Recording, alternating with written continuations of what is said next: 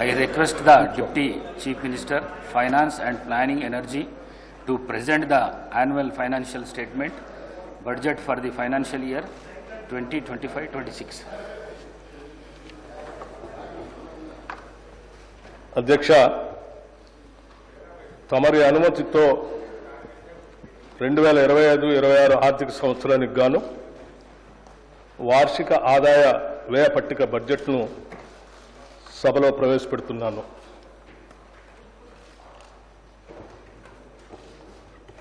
గౌరవ అధ్యక్ష, ప్రజా ప్రయోజనాలే ధ్యేయంగా పారదర్శకత మరియు జవాబుదారీతనంతో సాగుతున్న మా ప్రభుత్వం 2025-26 ఆర్థిక సంవత్సరానికి బడ్జెట్ ప్రవేశపెడుతున్నందుకు సంతోషంగా ఉంది.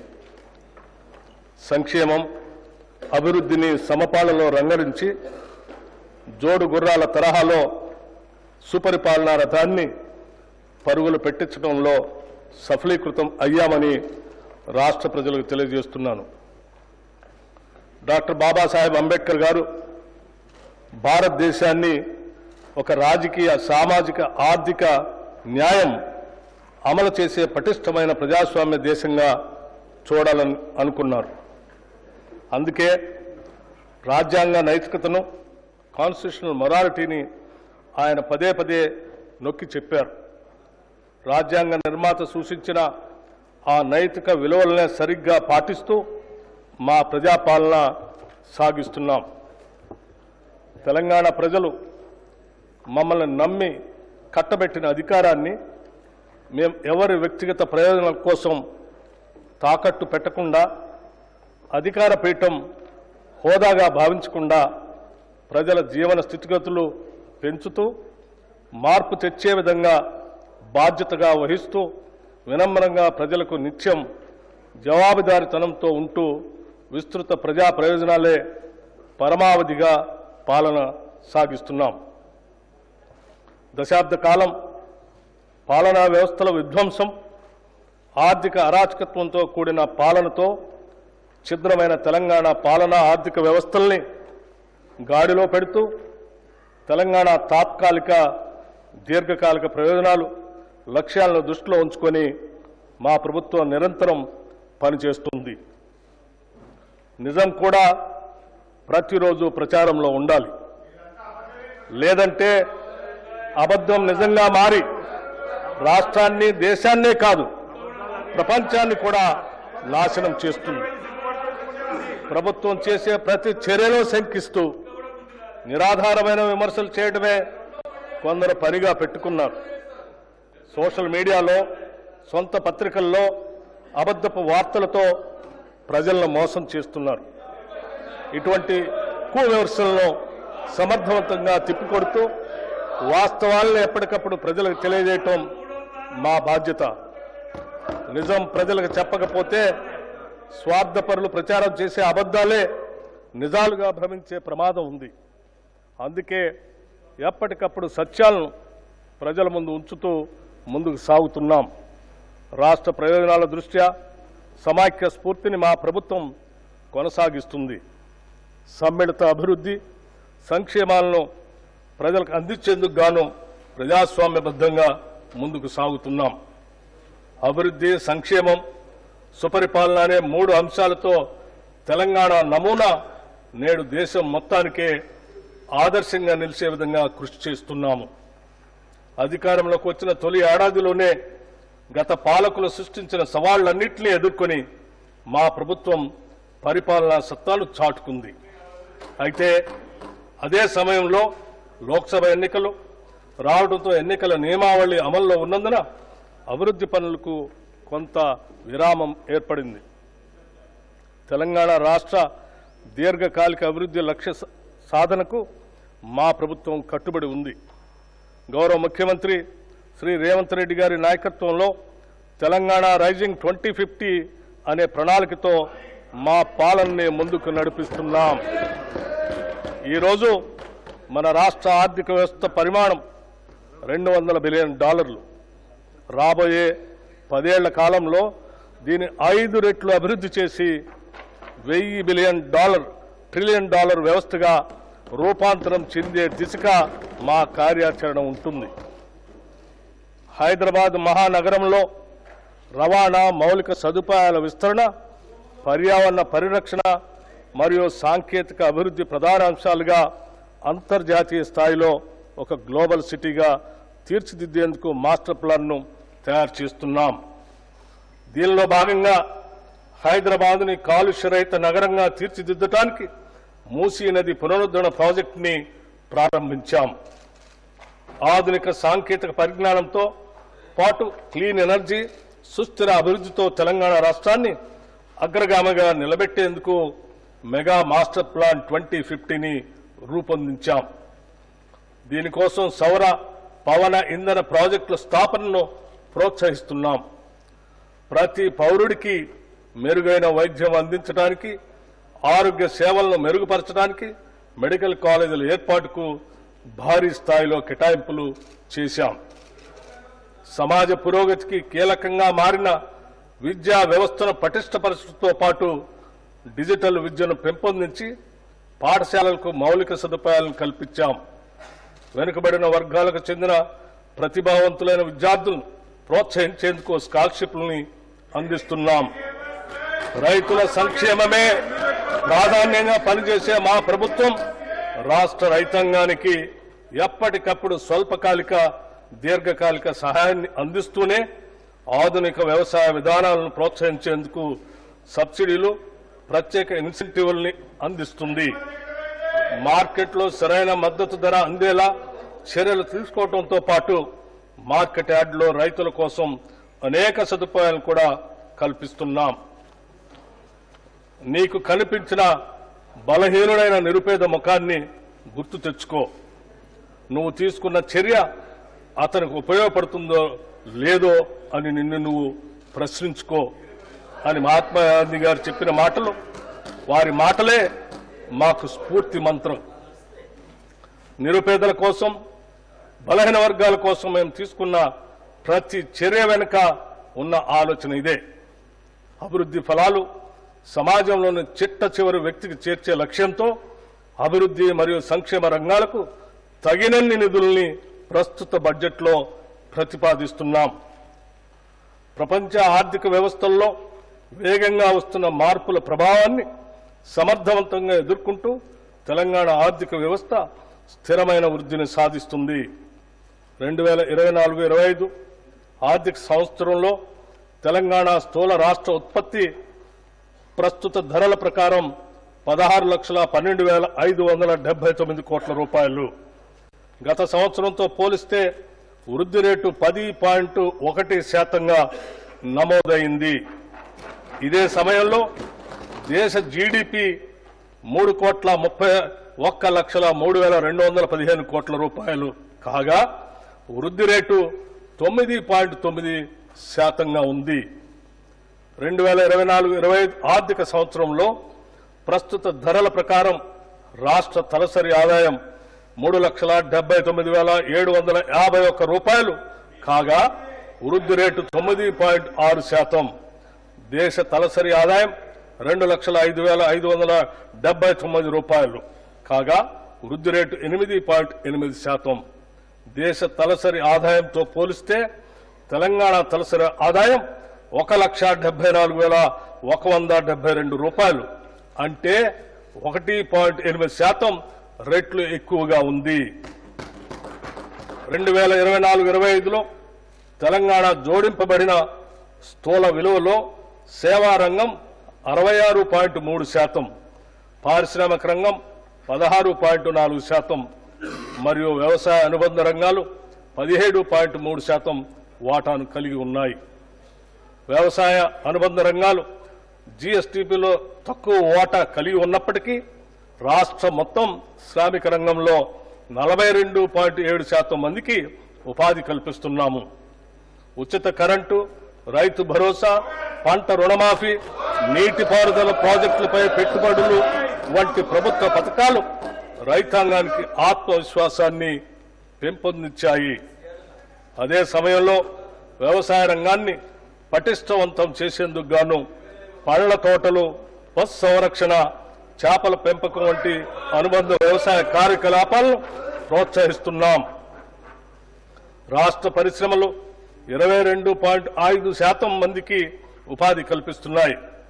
చైనా +1 వ్యూహాన్ని అవలంబించడం ద్వారా తెలంగాణను ఫార్మాస్యూటికల్స్, బయోటెక్నాలజీ, విద్యుత్ వాహనాలు, పునరుత్పాదక శక్తి రంగాల్లో గ్లోబల్ తయారీ కేంద్రంగా అభివృద్ధి చేయాలనేది మా ప్రభుత్వ లక్ష్యం. పరిశ్రమల కారిడార్లు, ప్రత్యేక ఆర్థిక మండళ్ల అభివృద్ధి మరిన్ని పెట్టుబడులను ఆకర్షించి ఉద్యోగ అవకాశాలను పెంపొందించడానికి తోడ్పడతాయి. తద్వారా ఆర్థిక వ్యవస్థ మరింత స్థిరంగా, వేగంగా అభివృద్ధి చెందుతుంది. రాష్ట్రంలో సేవా రంగం అత్యధిక కొత్త ఉపాధి కల్పించే దిశగా కొనసాగుతుంది. ఇది మొత్తం శ్రామిక రంగంలో 34.8% వాటాను కలిగి ఉంది.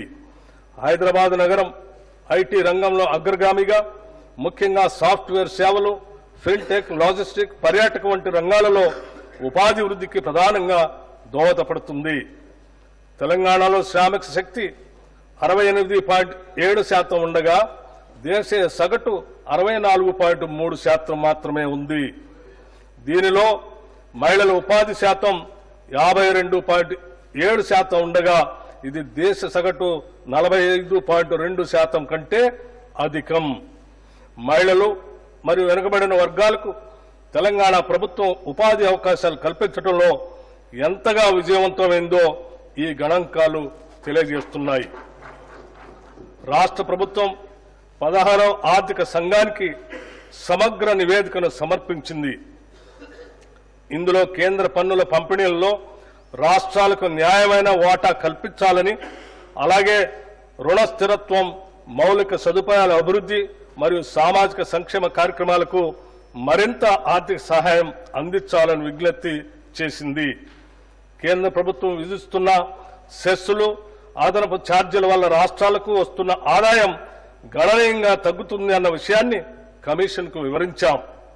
ప్రస్తుతం రాష్ట్రాలకు ఇస్తున్న 41% పన్నుల వాటాను 50%కి పెంచాలని ప్రతిపాదించడం జరిగింది. తెలంగాణతో సహా దక్షిణాది రాష్ట్రాలకు పన్నుల పంపిణీలో తగ్గుతున్న వాటాపై ప్రభుత్వం ఆందోళన వ్యక్తం చేసింది. తెలంగాణ 14వ ఆర్థిక సంఘం ద్వారా 2.437% నిధులు పంపిణీ జరిగితే 15వ ఆర్థిక సంఘం కాలంలో ఇది కేవలం 2.102% తగ్గింది. అభివృద్ధిలో ముందున్న రాష్ట్రాలకు తక్కువ నిధులు కేటాయించడం అన్యాయమని, దేశ ఆర్థిక వృద్ధికి దోహదపడుతున్న రాష్ట్రాలను ప్రోత్సహించే విధంగా పన్నుల పంపిణీ విధానాన్ని మరింత హేతుబద్ధంగా మార్చాలని తెలంగాణ ప్రభుత్వం వాదిస్తుంది. తెలంగాణ ప్రభుత్వం సమాంతర పన్నుల పంపిణీ సూత్రంలో సంస్కరణలు తీసుకురావాలని సూచించింది. ప్రస్తుతం ఉపయోగిస్తున్న తలసరి ఆదాయ దూరం అనే ప్రాతిపదిక ప్రాధాన్యతను తగ్గించి జీఎస్టీపీకి 50% వెయిటేజీని ఇవ్వాలని కోరింది. దేశ ఆర్థిక వృద్ధికి గణనీయంగా సహకరిస్తున్న రాష్ట్రాలకు మరింత హేతుబద్ధంగా వనరులు అందించడం ద్వారా దేశ అభివృద్ధిని ప్రోత్సహించాలని ఉద్దేశంతో ఈ సూచన ప్రతిపాదించడమైంది. మన న్యాయమైన వాటాను సాధించడంతో పాటు ఆర్థిక వనరులను సద్వినియోగం చేసుకుని ఆర్థిక వ్యవస్థను బలోపేతం చేయడానికి రాష్ట్ర ప్రభుత్వం కట్టుబడి ఉంది. మేము ప్రవేశపెట్టిన అభయహస్తంలోని ప్రతి అంశం సామాన్య ప్రజల కష్టాలను దృష్టిలో పెట్టుకుని రూపుదిద్దుకున్నవే. ఒక నిరుపేద తన రోజువారీ జీవితంలో ఏ కనీస సదుపాయాలు ఉండాలని కోరుకుంటాడో వాటినన్నింటినీ అభయహస్తంలో భాగంగా చేర్చడం జరిగింది. మహాలక్ష్మి, రైతు భరోసా, గృహజ్యోతి, ఇందిరమ్మ ఇళ్లు, చేయూత కింద పెన్షన్లు పంపిణీ వంటి పలు పథకాలను ప్రభుత్వం ఇప్పటికే సమర్థవంతంగా అమలు చేస్తుంది.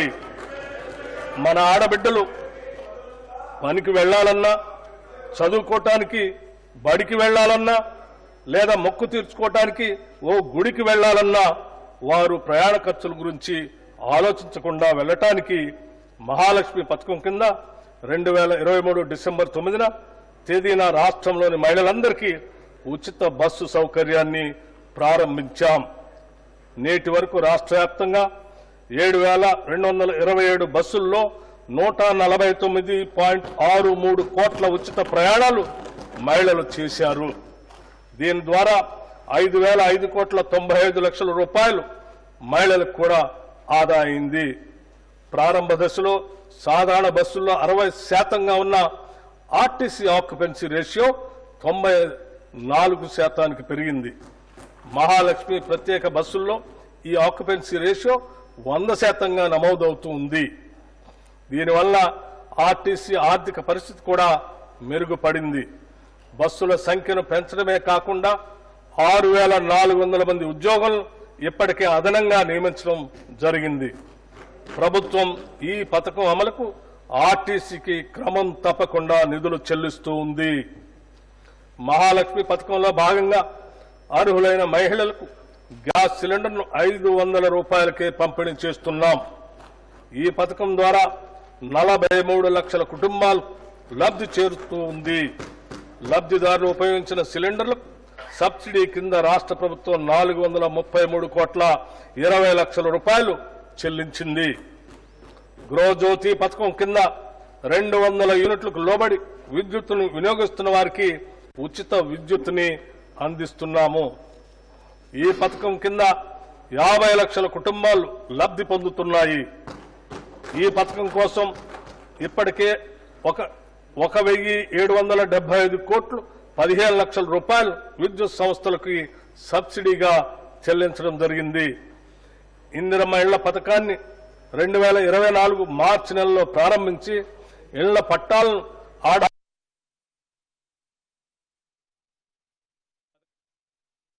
ఇప్పటికే 1,775 కోట్లు 15 లక్షల రూపాయలు విద్యుత్ సంస్థలకు 4,50,000 ఇళ్లను మంజూరు చేస్తాం. గత ప్రభుత్వం 10 ఏళ్ల పాటు నిరుపేదలకు డబుల్ బెడ్రూమ్ ఇళ్లను ఇస్తామని ఆశలు రేకెత్తించి చివరకు నిరాశా నిస్పృహలనే మిగిల్చింది. అసంపూర్తిగా నిలిచిపోయిన గృహాల్లో 34,545 నిర్మాణాలకు 305 కోట్ల 3 లక్షల రూపాయల నిధులు కేటాయించి వాటిని అందుబాటులోకి తెస్తున్నాము. అంతేకాకుండా ఔటర్ రింగ్ రోడ్డును ఆనుకుని హైదరాబాద్ నగరం నలువైపులా శాటిలైట్ టౌన్షిప్లు ఏర్పాటు చేసి అల్పాదాయ మరియు మధ్య తరగతి వర్గాలకు అందుబాటులో ఉండే విధంగా గృహ సముదాయాలను నిర్మించే ప్రణాళిక రూపొందిస్తున్నాం. రాష్ట్రంలోని నిరుపేదలకు ఆరోగ్య భద్రత కల్పించే ధ్యేయంతో రూపొందిన రాజీవ్ ఆరోగ్యశ్రీ పథకాన్ని చేతిలో భాగంగా అమలు చేస్తున్నాం. ఈ పథకం కింద ఉచిత వైద్య పరిమితిని 5 లక్షల రూపాయల నుండి 10 లక్షల రూపాయల వరకు పెంచడం వల్ల దారిద్ర్య రేఖకు దిగువనున్న 90.10 లక్షల కుటుంబాలకి లబ్ధి చేకూరింది. వైద్య వ్యయ పరిమితిని పెంచడంతో పాటు ఆరోగ్యశ్రీ పరిధిలోకి వచ్చే 1,375 వైద్య చికిత్సల ధరలను కూడా 20% పెంచాం. అదనంగా 163 రకాల చికిత్సలను ఆరోగ్యశ్రీ పరిధిలోకి తీసుకురావడంతో 1,835 వైద్యపరమైన వివిధ ప్యాకేజీలు పేద ప్రజలకు అందుబాటులోకి వచ్చాయి. పెరుగుతున్న వ్యవసాయ పెట్టుబడి కోసం రైతులు అప్పులు చేయక తప్పనిసరి పరిస్థితి ఏర్పడింది. గతంలో చేసిన అప్పు తీరితేనే రాబోయే పంట కాలానికి కావలసిన పెట్టుబడికి రుణం దొరుకుతుంది. మన రైతన్నలకు ఇచ్చిన మాటకు కట్టుబడి మా ప్రభుత్వం వారిని రుణవిముక్తులు చేసింది. వారికి 2 లక్షల లోపు రుణాలను మాఫీ చేసింది. ఇప్పటి వరకు 25.35 లక్షల మంది రైతులకు 20,616 కోట్ల 89 లక్షల రూపాయలు రుణమాఫీ చేశాం. దీనివల్ల రైతులు మళ్లీ వ్యవసాయ రుణాలు పొందటానికి మార్గం సుగమమైంది. ఈ భారీ రుణమాఫీతో తెలంగాణ రాష్ట్రంలోని రైతుల ఆర్థిక మరియు సామాజిక స్థితిగతులు మెరుగుపరిచేందుకు బాటలు వేశాం.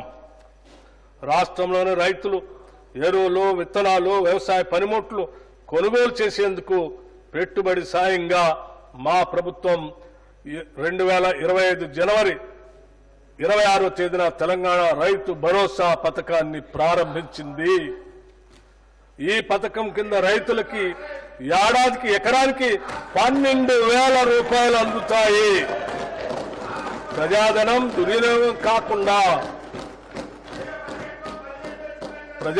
దుర్వినియోగం కాకుండా అవకతవకలకు అడ్డుకట్ట వేసి సాగుకు యోగ్యమైన భూములన్నింటికీ రైతు భరోసా అందిస్తున్నాం.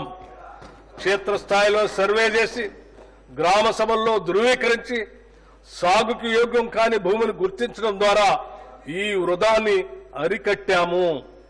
రైతు భరోసా పథకానికి 18,000 కోట్ల రూపాయలు ఈ బడ్జెట్లో ప్రతిపాదిస్తున్నాము.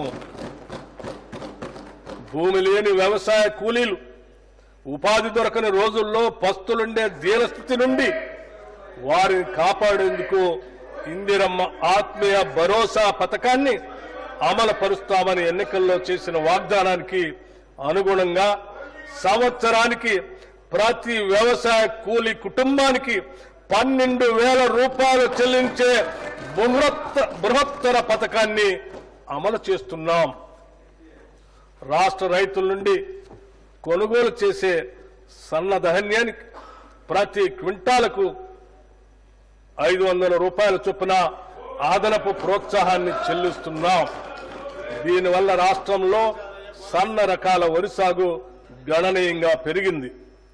గత ఖరీఫ్తో పోల్చినప్పుడు సన్న వడ్ల సాగు 25 లక్షల ఎకరాల నుండి 40 లక్షల ఎకరాలకు పెరిగింది. మా ప్రభుత్వం ఇస్తున్న బోనస్ మరియు ప్రతి చివర వడ్ల గింజ కూడా కొంటామని మేము చేసిన వాగ్దానమే దీనికి ప్రత్యక్ష కారణం. ఫలితంగా రైతులకు చక్కని గిట్టుబాటు ధర లభిస్తున్నది. ఖరీఫ్ సీజన్లో సన్న వడ్లు పండించిన రైతులకి 1,206,44 కోట్ల రూపాయల బోనస్ చెల్లించడం జరిగింది.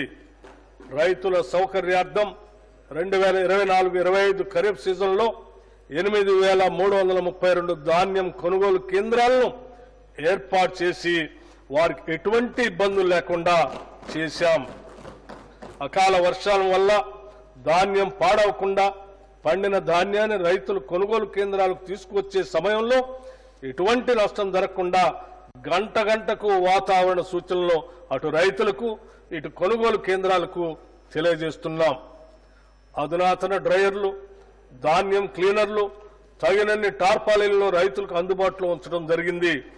వ్యవసాయ మార్కెట్ యార్డుల్లో వసతుల అభివృద్ధికి 181.98 కోట్ల రూపాయల వ్యయంతో వివిధ అభివృద్ధి పనులను చేపట్టాం.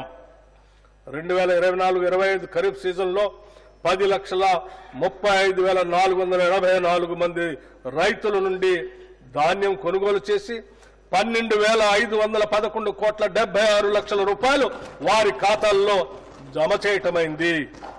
కేంద్ర ప్రాయోజిత పథకాల ద్వారా రాష్ట్ర రైతుల ప్రయాణం కోసం అన్ని చర్యలు తీసుకుంటున్నాం. రాష్ట్రంలో ఆయిల్ పామ్ సాగును విస్తృతంగా చేపట్టాలన్న ప్రభుత్వ లక్ష్యంతో ప్రోత్సాహక సబ్సిడీని అందిస్తున్నాం. ఆయిల్ పామ్ దిగుమతులపై కస్టమ్స్ సుంకం లేని కారణంగా మన రైతులకు సరైన ధర లభించనందున కేంద్ర ప్రభుత్వంతో సంప్రదింపులు జరిపి ఆయిల్ పామ్ దిగుమతులపై కస్టమ్స్ సుంకం విధించేలాగా కృషి చేశాం. తద్వారా ఆయిల్ పామ్ రైతులకు టన్నుకి 2,000 రూపాయలు అదనపు లబ్ధి చేకూరి ఆయిల్ పామ్ సాగు మరింత లాభదాయకంగానూ ఆకర్షణీయంగానూ మారింది. ఉద్యానవన సాగులో బిందు సేద్యం కొరకు సౌర విద్యుత్తును ఉపయోగించే రైతులకు ప్రాధాన్యతనిచ్చి వారికి ప్రోత్సాహక సబ్సిడీని అందిస్తాం. వ్యవసాయ శాఖకు ఈ బడ్జెట్లో 24,439 కోట్ల రూపాయల్ని ప్రతిపాదిస్తున్నాం. పశువులు వ్యాధుల బారిన పడకుండా నిరోధించే టీకాలను ఉత్పత్తి చేసే తెలంగాణ పశు వైద్య టీకా ఉత్పత్తి కేంద్రం హైదరాబాద్ శాంతినగర్లో ఉంది.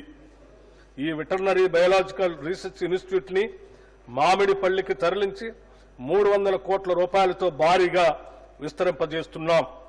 అంతేకాకుండా కొత్త వ్యాక్సిన్ల ఆవిష్కరణకు అవసరమైన పరిశోధనలు చేపట్టే నిమిత్తం 100 కోట్ల రూపాయలతో అధునాతన యంత్రాలను తెప్పిస్తున్నాం. నూతనంగా ఏర్పాటయ్యే ఈ టీకాల కేంద్రంలో బ్యాక్టీరియల్ వైరల్ వ్యాక్సిన్ ప్రొడక్షన్ ప్లాంట్లు, క్వాలిటీ కంట్రోల్, యానిమల్ టెస్టింగ్ ల్యాబ్లు, R&D, యానిమల్ బ్రీడింగ్ సెంటర్ వంటి వాటితో పాటు స్టాఫ్ క్వార్టర్స్ కూడా నిర్మిస్తాం. మన రాష్ట్రం నుండి భారీగా చేపల ఎగుమతిని ప్రోత్సహించడానికి రంగారెడ్డి జిల్లా కోహెడలో ఎక్స్పోర్ట్ ఓరియంటెడ్ హోల్సేల్ చేపల మార్కెట్ను 47 కోట్ల రూపాయల వ్యయంతో నిర్మించాలని ప్రతిపాదించాం. రాష్ట్రంలో మేలుజాతి పాడి పశువులను వృద్ధి చేయడానికి రంగారెడ్డి జిల్లా కంసాన్పల్లిలో ఒక కొత్త ఫ్రోజన్ సెమెన్ బుల్ స్టేషన్ను 21 కోట్ల 6 లక్షల రూపాయల వ్యయంతో నిర్మిస్తున్నాం. దీని అతి త్వరలోనే అందుబాటులోకి తీసుకొని వస్తాం. దీని ద్వారా సంవత్సరానికి సుమారు 10 లక్షల ఫ్రోజన్ సెమెన్ డోసుల ఉత్పత్తి సామర్థ్యం ఏర్పడుతుంది. పశుసంవర్ధక శాఖకు ఈ బడ్జెట్లో 1674 కోట్ల రూపాయలు ప్రతిపాదిస్తున్నాము. భూమి అనేది ఒక స్థిరాస్తి మాత్రమే కాదు, అది ఒక భావోద్వేగం. భూమితో ఉన్న అనుబంధం కన్నతల్లితో సొంత ఊరితో ఉన్న అనుబంధంతో సమానం. ఒక వ్యక్తి తన భూమిని కోల్పోయినప్పుడు తన అస్తిత్వాన్నే పోగొట్టుకున్నట్లు భావిస్తాడు. అటువంటి భావుకతో ముడిపడి ఉన్న అంశంలో గత ప్రభుత్వ హయాంలో చేపట్టిన ధరణి ప్రాజెక్టులో చోటు చేసుకున్న అక్రమాల వల్ల సామాన్యులకు తీరని వేదన మిగిలింది. సమస్యల పరిష్కారాన్ని కోరుతూ ప్రజలు చేసుకున్న దరఖాస్తులు కూడా పరిష్కరించలేని దుస్థితి అప్పట్లో ఏర్పడింది. వీటి పరిష్కరణ వేగవంతం చేయడానికి జిల్లా కలెక్టర్లకు మాత్రమే ఉన్న పరిష్కరణ అధికారాన్ని తహసీల్దార్ ఆర్డీఓలకి బదిలీ చేస్తూ మార్గదర్శకాలని విడుదల చేశాం. తెలంగాణ ప్రభుత్వం ఒక చారిత్రాత్మక సంస్కరణగా భూభారతి చట్టాన్ని తీసుకువచ్చింది. ఈ చట్టంలోని నిబంధనలు పారదర్శకంగా, సమగ్రంగా, భూ వివాదాలకు తావు లేకుండా భూ యజమానుల హక్కులు పూర్తిగా పరిరక్షించడానికి రూపొందించబడ్డాయి. డిజిటల్ మ్యాపింగ్ వ్యవస్థ, ఆధునిక సాంకేతికను ఉపయోగించడం ద్వారా భూభారతి లావాదేవీల్ని సులభతరం చేసి సక్రమమైన భూ రికార్డు వ్యవస్థను ఏర్పరచడానికి దోహదం చేస్తుంది. భూ పరిపాలనను మరింత బలోపేతం చేయడానికి 10,954 గ్రామ స్థాయి అధికారుల పోస్టుల్ని మంజూరు చేశాం. దీనితో క్షేత్రస్థాయిలో రెవెన్యూ అధికారుల పాత్రని పునరుద్ధరించి భూ సమస్యలను వేగంగా పరిష్కరించే సమర్థవంతమైన పాలనా వ్యవస్థని తెస్తున్నాం. తెలంగాణ అవతరించిన తర్వాత ఎంతో మంది పేదలు నూతన రేషన్ కార్డు కొరకు ఆశగా వేచి చూసినా గత ప్రభుత్వం వారిని పట్టించుకోలేదు. కనీసం కొత్త కుటుంబ సభ్యుల పేర్లను కూడా రేషన్ కార్డులో జత చేయలేదు. ప్రజల ఆకాంక్షలను గుర్తించిన మేము అర్హులైన వారందరికీ రేషన్ కార్డులు ఇవ్వాలని, వారికి సన్నబియ్యం కూడా ఇవ్వాలని నూతన రేషన్ కార్డులు జారీ మరియు అదనపు కుటుంబ సభ్యుల పేర్లను నమోదు చేసే ప్రక్రియ ఈ సంవత్సరం జనవరి 26 నుండి ప్రారంభించాం. పౌర సరఫరా శాఖకి ఈ బడ్జెట్లో 5,734 కోట్ల రూపాయలు ప్రతిపాదిస్తున్నాం. విద్యతోనే సామాజిక అభివృద్ధి సాధ్యం.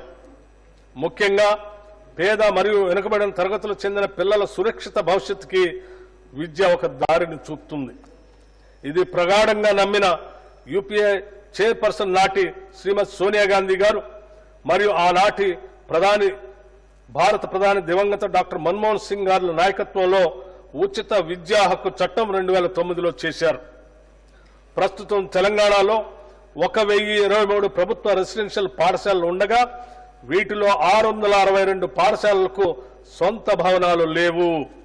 అనేక గురుకులాలు అరకొర సౌకర్యాలున్న భవనాల్లో వందలాది మంది విద్యార్థులతో సరైన టాయిలెట్ సదుపాయం కూడా లేకుండా నడుస్తున్నాయి. వర్గాల వారీగా ప్రత్యేక రెసిడెన్షియల్ స్కూల్స్ ఉన్నప్పటికీ వాటి మధ్య విద్యా ప్రమాణాల విషయంలో, మౌలిక వసతుల విషయంలో సారూప్యత లేదు. ప్రపంచవ్యాప్తంగా విద్యా వ్యవస్థలో పెను మార్పులు చోటు చేసుకున్నప్పటికీ మన ప్రభుత్వ పాఠశాలలో దశాబ్దాల కాలం వెనుకబడి ఉన్నాయి. ఈ పరిస్థితులను సరిదిద్దటానికి సామాజికవేత్తలు, విద్యావేత్తలతో చర్చించి మన ప్రభుత్వ విద్యా వ్యవస్థను మరియు భావి తరాలను అత్యుత్తమ రీతిలో తీర్చిదిద్దే విధంగా young India integrated residential schools ని రూపొందించాం. కులం, మతం లేదా ఆర్థిక స్థితిగతులకు అతీతంగా విద్య మాత్రమే కాకుండా విద్యార్థుల యొక్క మానసిక శారీరక అభివృద్ధికి అంటే హోలిస్టిక్ డెవలప్మెంట్ కి దోహదపడే విధంగా ఈ స్కూల్స్ ని ఏర్పాటు చేస్తున్నాం.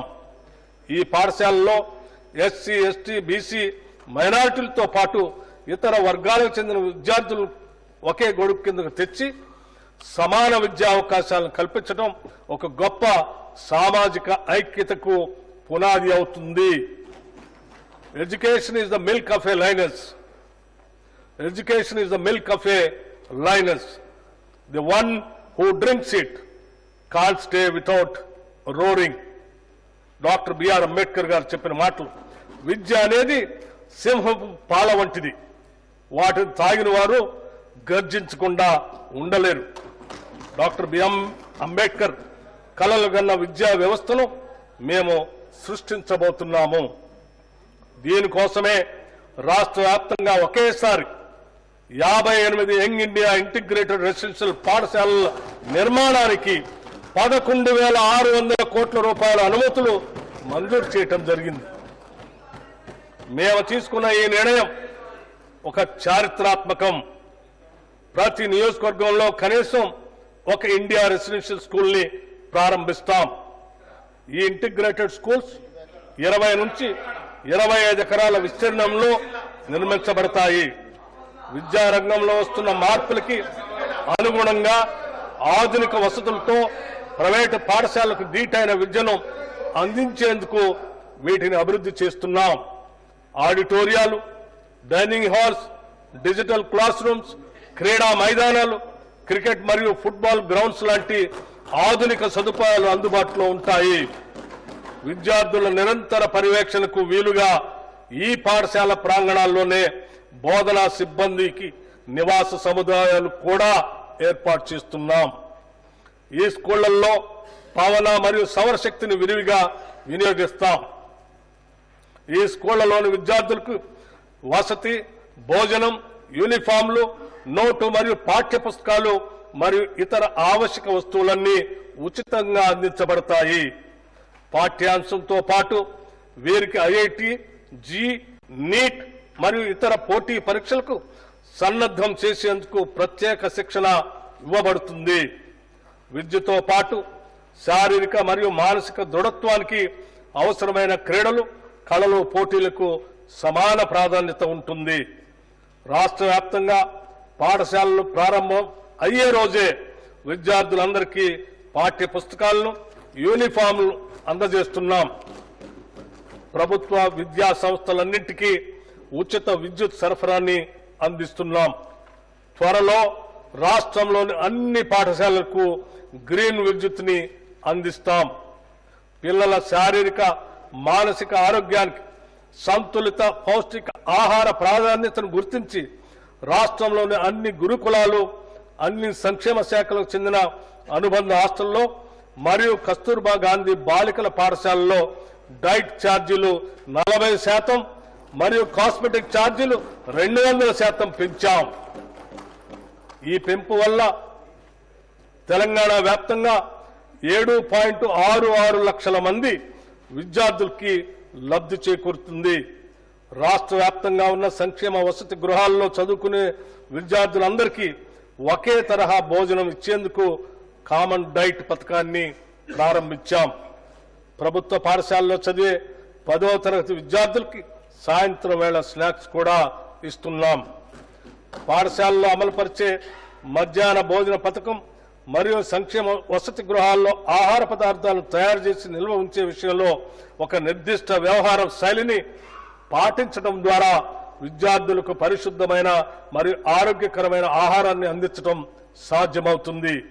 దీనికోసం ఒక స్టాండర్డ్ ఆపరేటింగ్ ప్రొసీజర్ ఎస్ఓపిని రూపొందించి అమలు చేస్తున్నాం. Education is future insurance. విద్య భవిష్యత్తుకి బీమా కనుక విద్యా వ్యవస్థను బలోపేతం చేసేందుకు రాష్ట్ర విద్యారంగంలో పలు సంస్కరణలు చేపట్టాం. అంతర్జాతీయ ప్రమాణాలతో కూడిన విద్యను అందించే లక్ష్యంతో ఒక సమగ్ర విధాన రూపకల్పనకి తెలంగాణ విద్యా కమిషన్ను ఏర్పాటు చేశాం. తెలంగాణ నారీ శక్తిని గౌరవిస్తూ కోటి మహిళా విశ్వవిద్యాలయానికి వీరనారి చాకలి ఐలమ్మ పేరు పెట్టి ఆ విశ్వవిద్యాలయ వారసత్వ కట్టడాన్ని సంరక్షిస్తూనే 550 కోట్ల రూపాయలతో అదనపు భవన నిర్మాణాలని చేపడుతున్నాం. తెలుగు విశ్వవిద్యాలయానికి తెలంగాణ వైతాళికుడు సురవరం ప్రతాప్ రెడ్డి పేరును, ఇండియన్ ఇన్స్టిట్యూట్ ఆఫ్ హ్యాండ్లూమ్ టెక్నాలజీకి శ్రీ కొండా లక్ష్మణ్ బాపూజీ పేరును పెట్టడం జరిగింది. విద్యాశాఖకి ఈ బడ్జెట్లో 23,108 కోట్ల రూపాయలు ప్రతిపాదిస్తున్నాం. No plan for the future development of the country can be deemed to be complete, which does not provide for technical and scientific training. Doctor BR Ambedkar గారు సాంకేతిక మరియు శాస్త్రీయ శిక్షణను అందించిన దేశం భవిష్యత్ అభివృద్ధికి సంబంధించిన ఏ ప్రణాళికను పూర్తి చేసినట్లుగా భావించలేము. వీరి మాటల్ని దూరదృష్టితో అర్ధ శతాబ్దానికి పూర్వం చెప్పిన ఈ మాటలు నేటికి మన సమాజానికి వర్తిస్తాయి. అందుకే యువతలో శాస్త్ర సాంకేతిక నైపుణ్యతను పెంపొందించే ఉద్దేశంతో ప్రభుత్వ ప్రైవేటు భాగస్వామ్యంతో యంగ్ ఇండియా స్కిల్ యూనివర్సిటీని స్థాపించాం.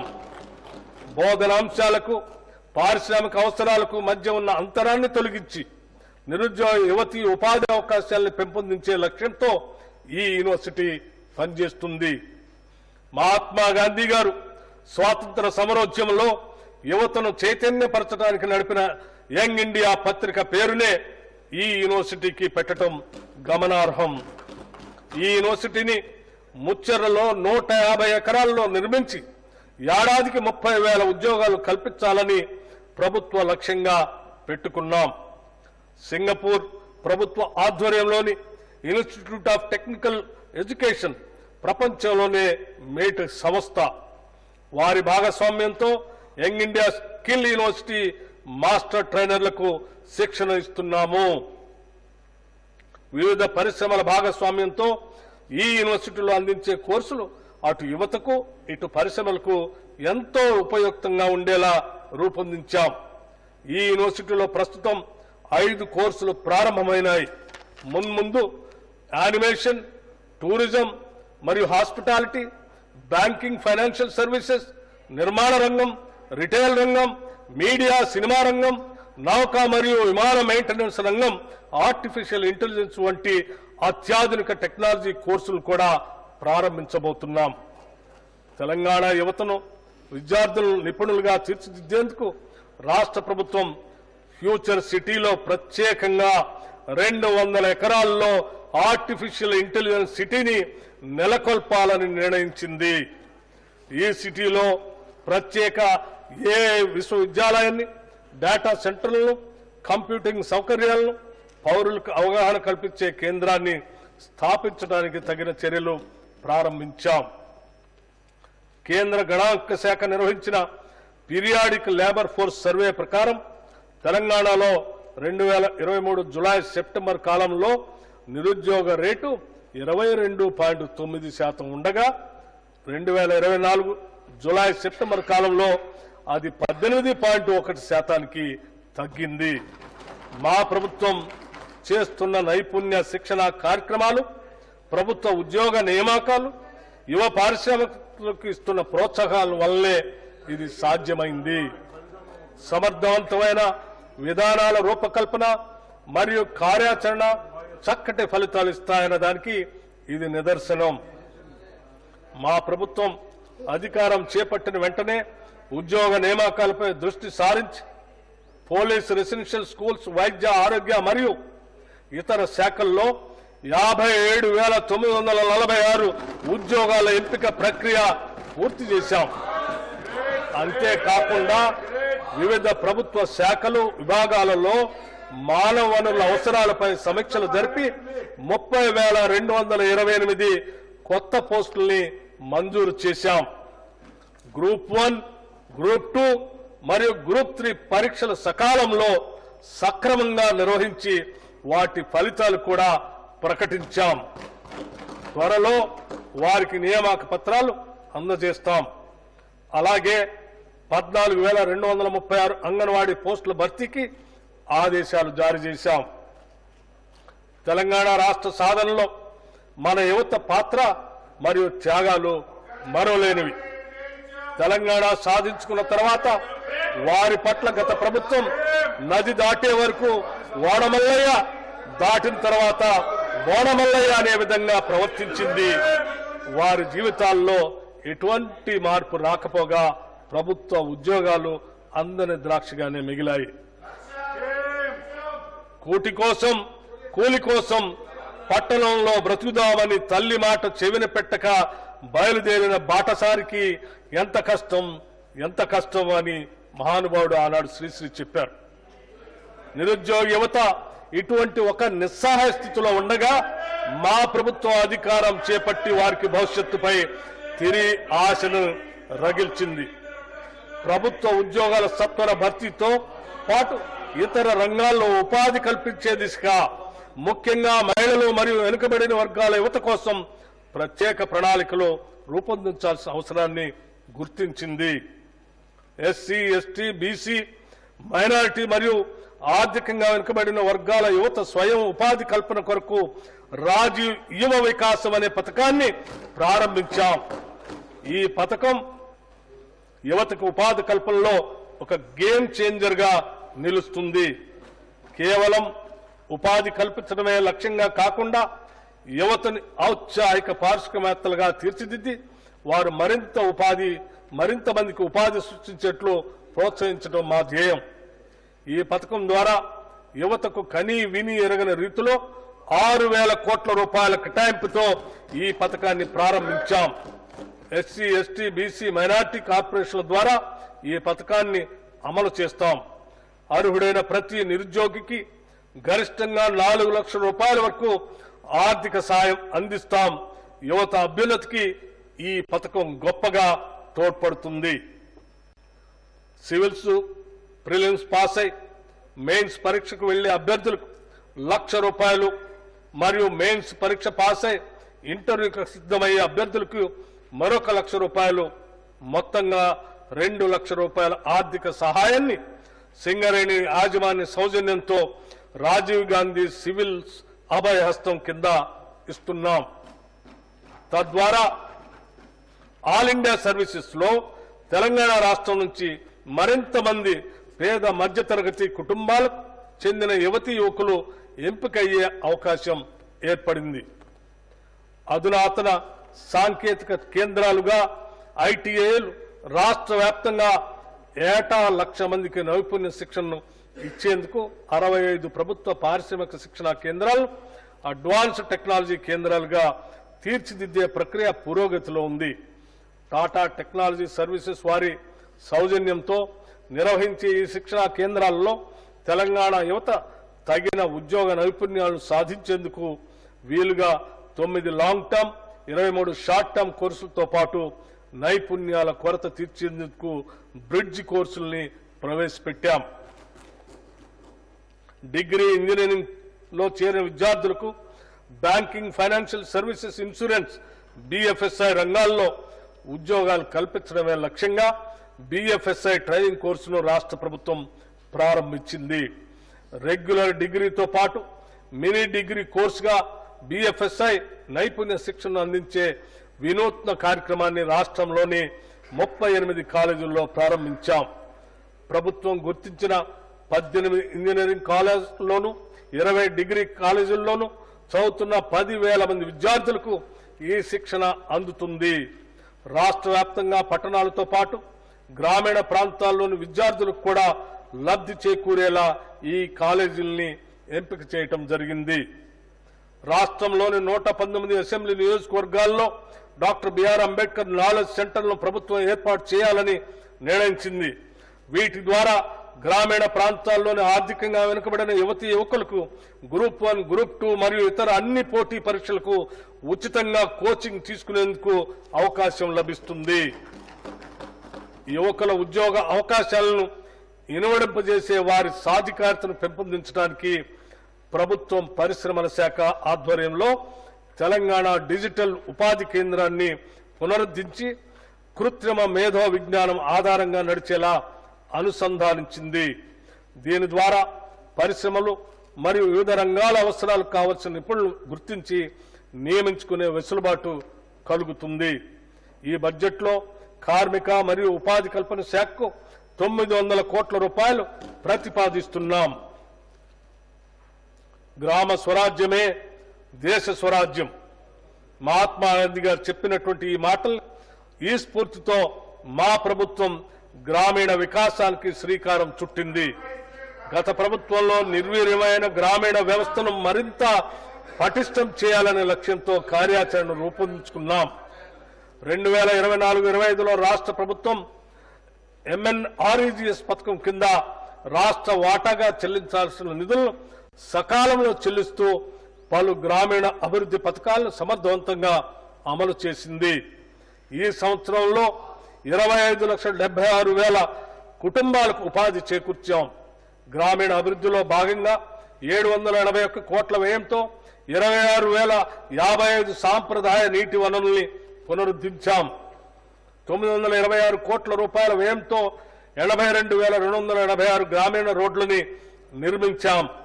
275 కోట్ల వ్యయంతో 51,216 పిల్ల కాలువలు మరియు ఇతర కాలువల పూడికతీత పనుల్ని పూర్తి చేశాం. 244 కోట్ల రూపాయలతో 63,854 భూమి అభివృద్ధి పనుల్ని చేపట్టాం. అలాగే 16,310 జల పరిరక్షణ పనులకి 155 కోట్ల రూపాయలు ఖర్చు చేయటం జరిగింది. మన దేశ తొలి మహిళా ప్రధాని ఇందిరాగాంధీ, తొలి మహిళా రాష్ట్రపతి ప్రతిభా పాటిల్ మరియు లోక్సభ తొలి మహిళా స్పీకర్ మీరా కుమార్ వంటి మహిళలు ఎంతో సమర్థవంతంగా పనిచేసి వారి పదవులకే వన్నె తెచ్చారు. మన దేశంలోని ప్రతి మహిళకు కూడా అదే సమర్థత ఉందని మా నమ్మకం. భారతదేశ సుస్థిరతకు కుటుంబ వ్యవస్థే పునాది. అందులో మహిళలదే ప్రముఖ పాత్ర. వారి ఆర్థిక స్వావలంబన, కుటుంబ స్వావలంబనకు దేశాభివృద్ధికి ఎంతో కీలకం. స్త్రీ శక్తే దేశ శక్తి అని విశ్వసించి ఇందిరా మహిళా శక్తి మిషన్ ను ప్రారంభించాం. ఈ మిషన్తో తెలంగాణలో మహిళా సాధికారతకు నూతన శకం ప్రారంభమైంది. ఈ పథకంలో 20,000 కోట్ల రూపాయల రుణాన్ని అందించాలనే లక్ష్యాన్ని పెట్టుకున్నాం. ఈ లక్ష్యాన్ని కూడా అధిగమించి 21,632 కోట్ల రూపాయలు రుణాల్ని స్వయం సహాయక సంఘాలకు అందించాం. దీని ద్వారా 2.25 లక్షల సూక్ష్మ పరిశ్రమలు స్థాపించబడి మహిళలకు పెద్ద ఎత్తున ఉద్యోగ అవకాశాలు లభించాయి. ఇంతే కాకుండా 214 ఇందిరా మహిళా శక్తి క్యాంటీన్లు కూడా ప్రారంభించాం. 22 ఇందిరా మహిళా శక్తి భవనాలు ఏర్పాటు చేయడానికి ప్రభుత్వం 110 కోట్ల రూపాయల్ని కేటాయించింది. ఇవి స్వయం సహాయక సంఘాలకు వ్యాపార కేంద్రాలుగా పనిచేస్తూ మహిళలు తమ వ్యాపారాలని విస్తరించుకునేందుకు కీలక భూమిక పోషిస్తాయి. స్వయం సహాయక సంఘాలకు పాఠశాల విద్యార్థుల యూనిఫామ్లు కుట్టే బాధ్యతను కూడా ప్రభుత్వం అప్పగించింది. యూనిఫామ్ కుట్టు ఛార్జీలను జతకు 75 రూపాయలకు పెంచడం జరిగింది. దానివల్ల నేటి వరకు స్వయం సహాయక సంఘాలు 37.5 లక్షల యూనిఫామ్లు కుట్టడం ద్వారా దాదాపు 28 కోట్ల రూపాయల ఆదాయాన్ని సంపాదించాయి. ఇది మహిళలకు స్వయం ఉపాధి అవకాశాలను పెంచడంలో కీలకమైన ముందడుగు. అమ్మ ఆదర్శ పాఠశాల కార్యక్రమం ద్వారా 23,701 మౌలిక సదుపాయాల ప్రాజెక్టులు 634 కోట్ల రూపాయల వ్యయంతో స్వయం సహాయక సంఘాలకు అప్పగించబడ్డాయి. వ్యాపార నిర్వహణలో మహిళలను మరింత ప్రోత్సహించడానికి ప్రతి మండలంలో వారితో రైసు మిల్లులు మరియు మినీ గోదాములు స్థాపించి నిర్వహించే విధంగా సహాయ సహకారాలు అందిస్తాం. ఐకేపీ కేంద్రాల్లో కొన్న ధాన్యాన్ని కూడా ఆ మిల్లుల్లో మిల్లింగ్ చేయించి ఎఫ్సిఐకి సరఫరా చేసే బాధ్యత మహిళా స్వయం సహాయక సంఘాలకి అప్పగిస్తాం.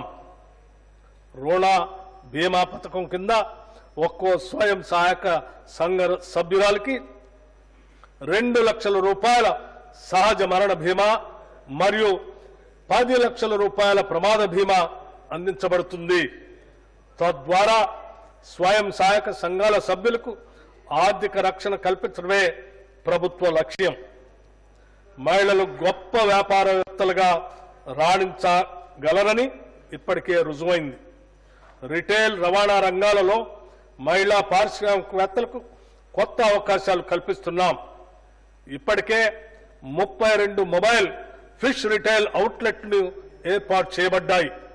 నారాయణపేటలో తొలి స్వయం సహాయక సంఘాల మహిళలు నడిపే పెట్రోల్ బంక్ 1,23,00,000 రూపాయల పెట్టుబడితో ప్రారంభించబడింది. రాష్ట్ర వ్యాప్తంగా ఇటువంటి మరిన్ని పెట్రోల్ బంకులు ఏర్పాటు చేసేలాగా ప్రభుత్వం ప్రోత్సహిస్తుంది. మండల మహిళా సమాఖ్యల ద్వారా 600 బస్సుల్ని టీజీఆర్టీసీకి అద్దెకు ఇచ్చేందుకు నిర్ణయించాం. ఇప్పటికే 150 బస్సులను అద్దెకు ఇవ్వడం జరిగింది. స్వయం సహాయక సంఘాలకు సోలార్ విద్యుత్ ఉత్పత్తి ప్లాంట్ల స్థాపన నిర్వహణను అప్పగిస్తున్నాం. ఈ సంఘాల ద్వారా రాష్ట్ర వ్యాప్తంగా సోలార్ పవర్ ప్లాంట్లను ఏర్పాటు చేయడానికి SERP, TG REDCO, TG SPDCL మరియు టీజీ ఎన్పీడీసీఎల్ మధ్య అవగాహన ఒప్పందం కుదిరింది. ఈ ప్రాజెక్టు ద్వారా 1000 మెగావాట్ల సోలార్ విద్యుత్ ఉత్పత్తి అవ్వటమే కాకుండా మహిళలకు జీవనోపాధి లభిస్తుంది.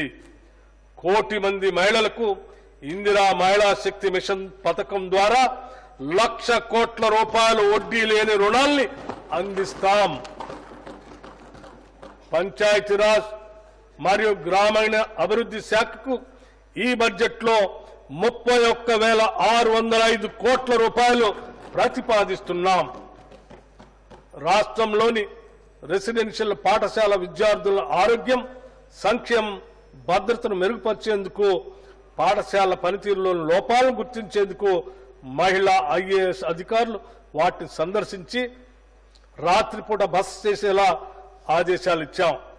వాటి పనితీరును మెరుగుపరచడానికి తక్షణమే తీసుకోవాల్సిన చర్యలతో పాటు దీర్ఘకాలిక చర్యలను కూడా సిఫార్సు చేయాలని వారిని ఆదేశించాం. 2024 ఆగస్టులో తెలంగాణ ప్రభుత్వం మహిళల భద్రత కోసం ప్రత్యేక కమిటీని ఏర్పాటు చేసింది. ఈ కమిటీలో మహిళా మంత్రులు, అధికారులు సభ్యులుగా ఉంటారు. ఈ కమిటీ రాష్ట్ర వ్యాప్తంగా మహిళల భద్రతను మెరుగుపరిచేందుకు తక్షణ దీర్ఘకాలిక వ్యూహాలని రూపొందిస్తుంది. రాష్ట్ర ప్రభుత్వం చేపట్టిన కార్యక్రమాలు అన్నింటిలోనూ మహిళలకు పెద్దపీట వేస్తున్నాం. వారి ప్రగతిని దృష్టిలో పెట్టుకొని సంక్షేమ పథకాలన్నింటిలోనూ మహిళల ప్రాధాన్యతను పెంచుతున్నాం. మహిళా శిశు సంక్షేమ శాఖ ఈ బడ్జెట్లో 2,862 కోట్ల రూపాయలు ప్రతిపాదిస్తున్నాం. షెడ్యూల్ కులాలు మరియు షెడ్యూల్ తెగల అభివృద్ధి కోసం తెలంగాణ రాష్ట్రంలో సామాజిక న్యాయం మరియు సమాన అభివృద్ధి పట్ల నిబద్ధతను నిలుపుకునేలా షెడ్యూల్ కులాల ఉపవర్గీకరణ చట్టం చారిత్రాత్మక మైలురాయిగా నిలిచిపోనుంది. తాము ఎన్నాళ్లుగానో ఎదురు చూస్తున్న సమాన హక్కులు, అవకాశాలు దక్కి తమ జీవితాల్లో మార్పు వస్తుందని నమ్మిన వారికి ఇది ఒక వెలుగు రేఖ. ఎస్సీ కులాల ఉపవర్గీకరణ డిమాండ్ చాలా సంవత్సరాలుగా ఉంది. దీని ముఖ్య ఉద్దేశ్యం అత్యంత వెనుకబడిన షెడ్యూల్డ్ కులాల వర్గాలకు న్యాయమైన ప్రాతినిధ్యం, విద్య మరియు ఉపాధి అవకాశాల్లో న్యాయమైన వాటా కల్పించటం. 2024 ఆగస్టు 1న సుప్రీంకోర్టు పంజాబ్ రాష్ట్రం వర్సెస్ దవిందర్ సింగ్ కేసులో ఇచ్చిన చారిత్రాత్మక తీర్పు ఈ సంస్కరణకు న్యాయపరమైన మార్గదర్శకంగా నిలిచింది. ప్రభుత్వం జస్టిస్ షమీం అఖ్తర్ నేతృత్వంలో ప్రత్యేక విచారణ కమిషన్ ఏర్పాటు చేసి ఎస్సీ ఉపకులాల వర్గీకరణపై నివేదికను ఇవ్వమని కోరింది. ఈ కమిషన్ తన నివేదికను రాష్ట్ర ప్రభుత్వానికి సమర్పిస్తూ రాష్ట్రంలోని 59 ఎస్సీ ఉపకులాలను వారి సామాజిక ఆర్థిక వెనుకబడిన స్థాయిని బట్టి 3 వర్గాలకు విభజించాలని సూచించింది. జస్టిస్ షమీం అఖ్తర్ గారి నివేదికను ఆమోదించి దాని ప్రకారమే ఎస్సీ ఉపకులాల వర్గీకరణ చట్టాన్ని మా ప్రభుత్వం తీసుకొచ్చింది. దేశంలోనే ఈ వర్గీకరణను అమలు చేస్తున్న మొట్టమొదటి రాష్ట్రంగా తెలంగాణ నిలిచింది. ఈ నూతన చట్టం ఎస్సీ ఉపకులాల సాధికారతకు తొలి మెట్టు. ఈ చట్టం దేశవ్యాప్తంగా ఇతర రాష్ట్రాలకు ఆదర్శంగా నిలుస్తూ సామాజిక సమానత్వాన్ని మరింత ముందుకు తీసుకెళ్లే దిక్సూచిగా మారనుంది. ఆదివాసీల గిరిజనుల వైవిధ్య జీవన విధానాన్ని, వారి హక్కుల్ని కాపాడుతూ వారికి అభివృద్ధి ఫలాలు అందేలా కృషి చేస్తున్నాం. గిరిజన అభివృద్ధి కార్యాచరణ ప్రణాళిక ST-SDF ద్వారా గిరిజన ప్రాంతాల్లో వైద్యం, విద్య, జీవనోపాధి వంటి అనేక కీలక రంగాల్లో అభివృద్ధికి నిధులు కేటాయిస్తున్నాం. అంతేకాకుండా ఈ ప్రాంతాల్లో మౌలిక సదుపాయాలను మెరుగుపరిచి వాటిని సమర్థవంతంగా నిర్వహించడం కోసం ప్రభుత్వం చర్యలు తీసుకుంటుంది. గిరిజన అభివృద్ధి కోసం రాష్ట్ర ప్రభుత్వం మొదటిసారిగా ఇందిరా గిరి జల వికాసం అనే ఒక ప్రత్యేక పథకంతో పోడు భూములు సాగు చేసుకునే గిరిజన రైతుల కొరకు సౌర ఆధారిత పంపు సెట్ల ద్వారా సాగునీటిని అందించాలని నిర్ణయించాం. వచ్చే 4 సంవత్సరాలలో 12,600 కోట్లతో 2.1 లక్షల గిరిజన రైతులకు ఈ సౌకర్యం అందిస్తాం.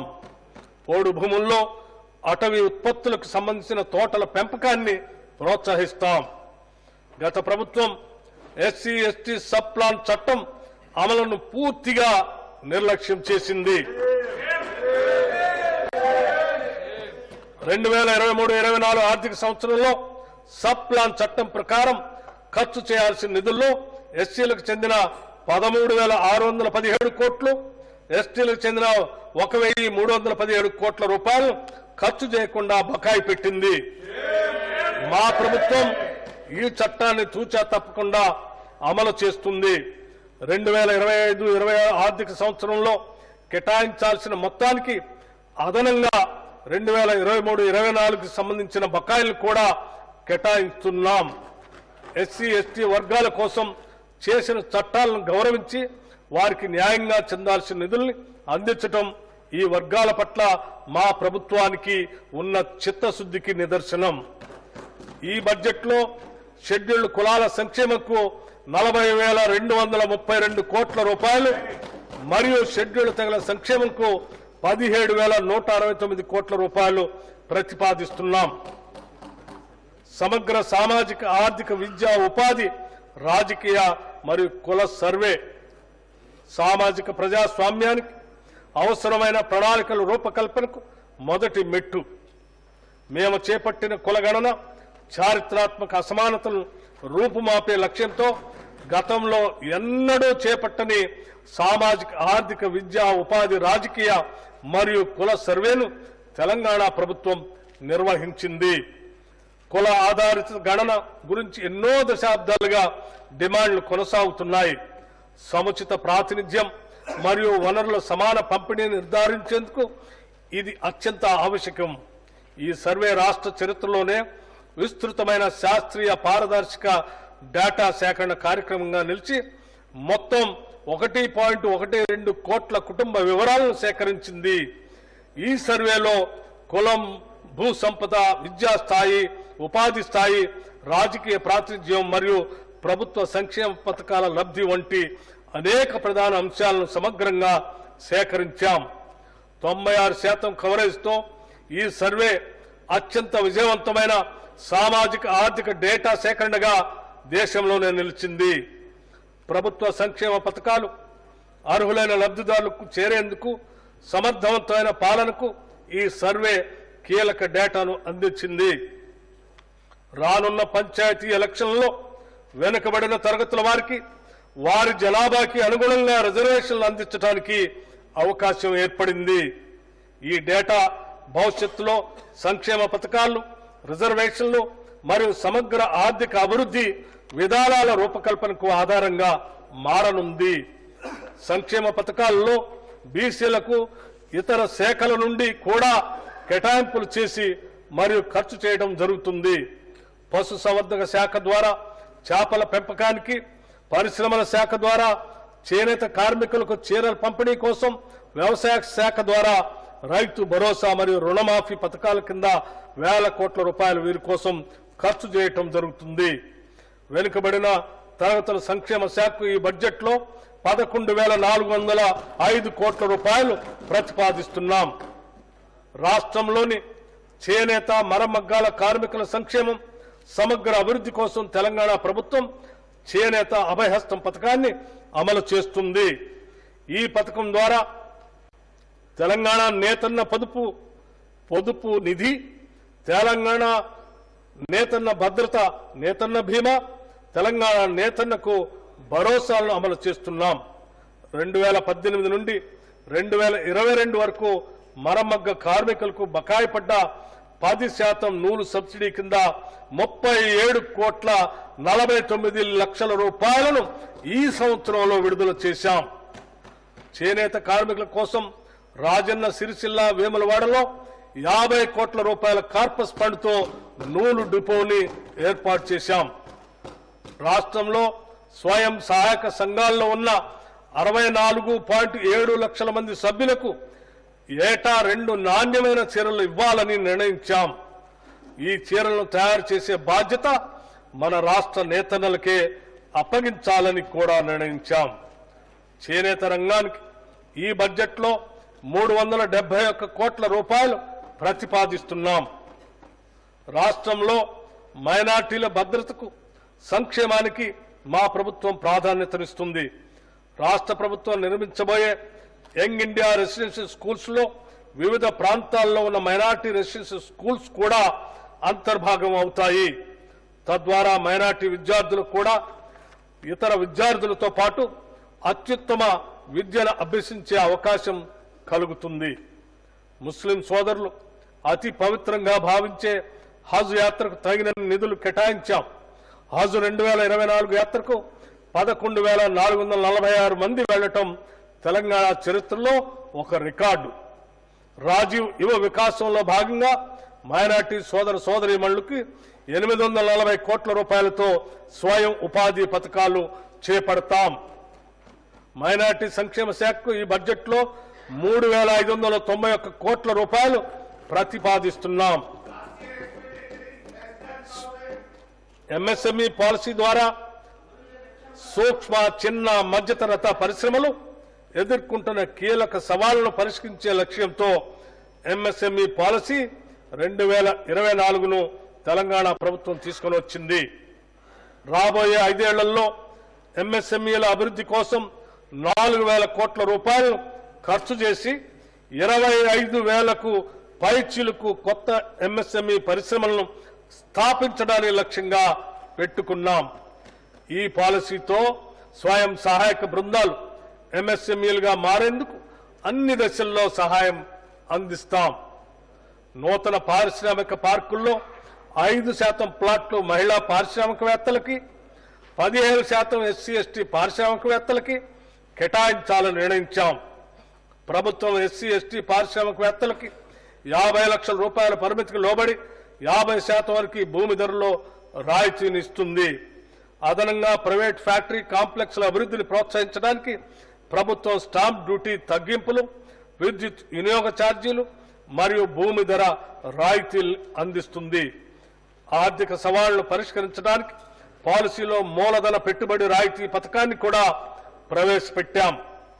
మెగా మాస్టర్ ప్లాన్ 2050 నాటికి తెలంగాణ రాష్ట్రం అంతటా పారిశ్రామిక అభివృద్ధి జరగాలనే లక్ష్యంతో మెగా మాస్టర్ ప్లాన్ 2050 పాలసీని ప్రభుత్వం రూపొందించింది. హైదరాబాద్ ఒక్కచోటే పారిశ్రామిక ప్రగతి కేంద్రీకృతం కాకుండా పారిశ్రామిక వికేంద్రీకరణ జరిపి తెలంగాణలోని అన్ని ప్రాంతాలు హైదరాబాద్ తరహాలోనే అభివృద్ధి చెందాలన్నది ఈ పాలసీ ప్రధాన లక్ష్యం. రాష్ట్రంలోని అన్ని ప్రాంతాల్లోనూ ఐటీ, ఫార్మా, హెల్త్తో పాటు food processing, sports, automobile, garments, metal ware, చేనేత ఆభరణాల తయారీ మొదలైన క్లస్టర్లను ఏర్పాటు చేసి పరిశ్రమలను అభివృద్ధి పరచడానికి కావలసిన అన్ని చర్యలు చేపడుతున్నాం. అంతేకాకుండా హైదరాబాద్ వరంగల్ పారిశ్రామిక కారిడార్ను NH 163కి ఇరువైపులా ఏర్పాటు చేస్తాం. రంగారెడ్డి, మహబూబ్నగర్ జిల్లాల పరిధిలో గ్రీన్ ఫీల్డ్ ఫార్మా క్లస్టర్లు ఏర్పాటు చేయాలని భావిస్తున్నాం. ఔషధాల తయారీ కంపెనీలకు, బయోటెక్ మరియు లైఫ్ సైన్సెస్ కంపెనీలకు కావలసిన మౌలిక సదుపాయాలు కల్పించి గ్రీన్ ఫీల్డ్ ఫార్మా క్లస్టర్ల ఏర్పాటుకు ప్రభుత్వం తోడ్పడుతుంది. యాంటీబయోటిక్స్, సింథటిక్ డ్రగ్స్, వ్యాక్సిన్లు, న్యూట్రాస్యూటికల్స్, హెర్బల్ ఔషధ ఉత్పత్తులు, కాస్మెటిక్స్ సంబంధిత ఉత్పత్తులన్నింటికీ ఫార్మాసిటీలో ప్రాధాన్యత ఉంటుంది. తెలంగాణ రాష్ట్రం ఇప్పటికే పెట్టుబడులకు గొప్ప ఆకర్షణ కేంద్రంగా మారింది.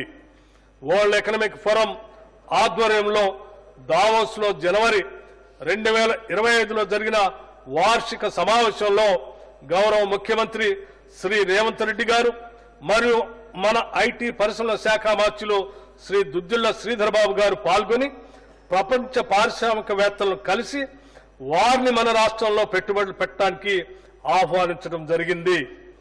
తత్ఫలితంగా టెక్నాలజీ, గ్రీన్ ఎనర్జీ, డిఫెన్స్ మరియు డేటా ఇన్ఫ్రాస్ట్రక్చర్ వంటి కీలక రంగాల్లో ఉన్న 16 ప్రపంచ అగ్రగామి కంపెనీలతో సుమారు 1,78,000 కోట్ల రూపాయల పెట్టుబడుల ఒప్పందాలను రాష్ట్ర ప్రభుత్వం కుదుర్చుకుంది. గత ఏడాదితో పోలిస్తే ఈ ఏడాది పెట్టుబడుల విలువ 4 రెట్లు ఎక్కువ.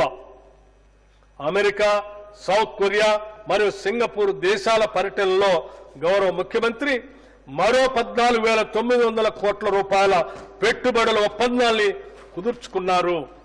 పరిశ్రమల శాఖకు ఈ బడ్జెట్లో 3,527 కోట్ల రూపాయలు ప్రతిపాదిస్తున్నాము.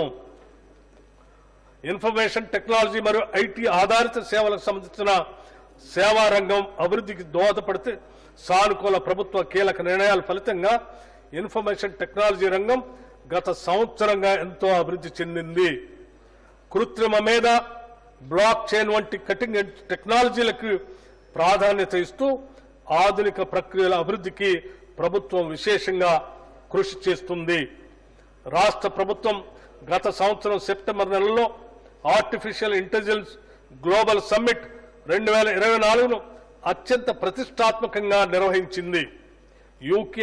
యుఎస్ఏ, యూకే, నెదర్లాండ్, మలేషియాతో పాటు దాదాపు 100 దేశాల కంపెనీ యజమానులు, ఆర్టిఫిషియల్ ఇంటెలిజెన్స్ నిపుణులు, స్టార్టప్లు, విద్యార్థులతో సహా 10,000 మంది ప్రతినిధులు ఈ సమ్మిట్ కి హాజరైనారు. Nvidia, Microsoft, Amazon web services, CDAC వంటి కీలకమైన ఏఐ కంపెనీలతోనూ ఇతర స్టార్టప్లతోనూ ప్రభుత్వం 20 అవగాహన ఒప్పందాలను కుదుర్చుకుంది. తెలంగాణని ఏఐ టెక్నాలజీలో అగ్రభాగాన నిలిపేందుకు ఏఐ స్ట్రాటజిక్ రోడ్ మ్యాప్ ని ఆవిష్కరించాం. ఆర్టిఫిషియల్ ఇంటెలిజెన్స్ ఆధారిత అంకురాలను, స్టార్టప్ కంపెనీస్ ని ప్రోత్సహించడం, ప్రభుత్వ ఉద్యోగులు మరియు యువత యొక్క ఆర్టిఫిషియల్ ఇంటెలిజెన్స్ నైపుణ్యతను పెంపొందించడం, పరిపాలనలో ఆర్టిఫిషియల్ ఇంటెలిజెన్స్ ని వినియోగించుకోవటం ఈ రోడ్ మ్యాప్ యొక్క ప్రధాన లక్ష్యాలు. ఫ్యూచర్ సిటీలో అంతర్భాగంగా 200 ఎకరాల్లో ప్రత్యేకంగా ఆర్టిఫిషియల్ ఇంటెలిజెన్స్ సిటీని నిర్మిస్తాం. ఈ ఏఐ సిటీ ప్రపంచంలోని పారిశ్రామిక దిగ్గజ కంపెనీలకు కేంద్రంగా మారుతుంది. గూగుల్ కంపెనీ ఇక్కడ ఆర్టిఫిషియల్ ఇంటెలిజెన్స్ ఆధారిత యాక్సిలరేటర్ సెంటర్ ను నెలకొల్పేందుకు సిద్ధంగా ఉంది. ఇన్ఫర్మేషన్ టెక్నాలజీ శాఖకు ఈ బడ్జెట్లో 774 కోట్ల రూపాయలు ప్రతిపాదిస్తున్నాము. నాణ్యమైన విద్యుత్తును నిరంతరాయంగా సరఫరా చేయటం ప్రభుత్వ ధ్యేయం. సాంప్రదాయ ఇంధన వనరులను ఒక పక్క వినియోగించుకుంటేనే సాంప్రదాయేతర ఇంధన వనరుల వినియోగంపై దృష్టి సారించడం ద్వారా విద్యుత్ ఉత్పత్తి సామర్థ్యాన్ని పెంచాలన్నది మా ప్రభుత్వ లక్ష్యం.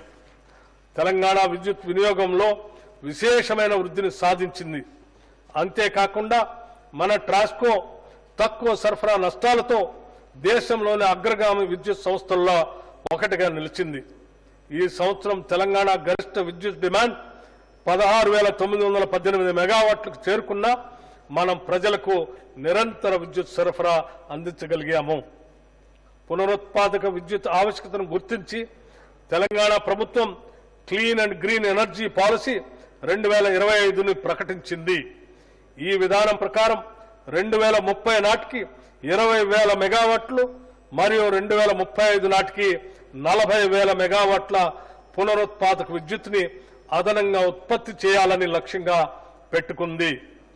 గ్రిడ్ స్థిరత్వాన్ని మెరుగుపరిచేందుకు శంకర్పల్లి వద్ద 250 మెగావాట్లు oblique 500 megahertz battery energy storage సిస్టమ్ను ఏర్పాటుకు నిర్ణయం తీసుకున్నాం.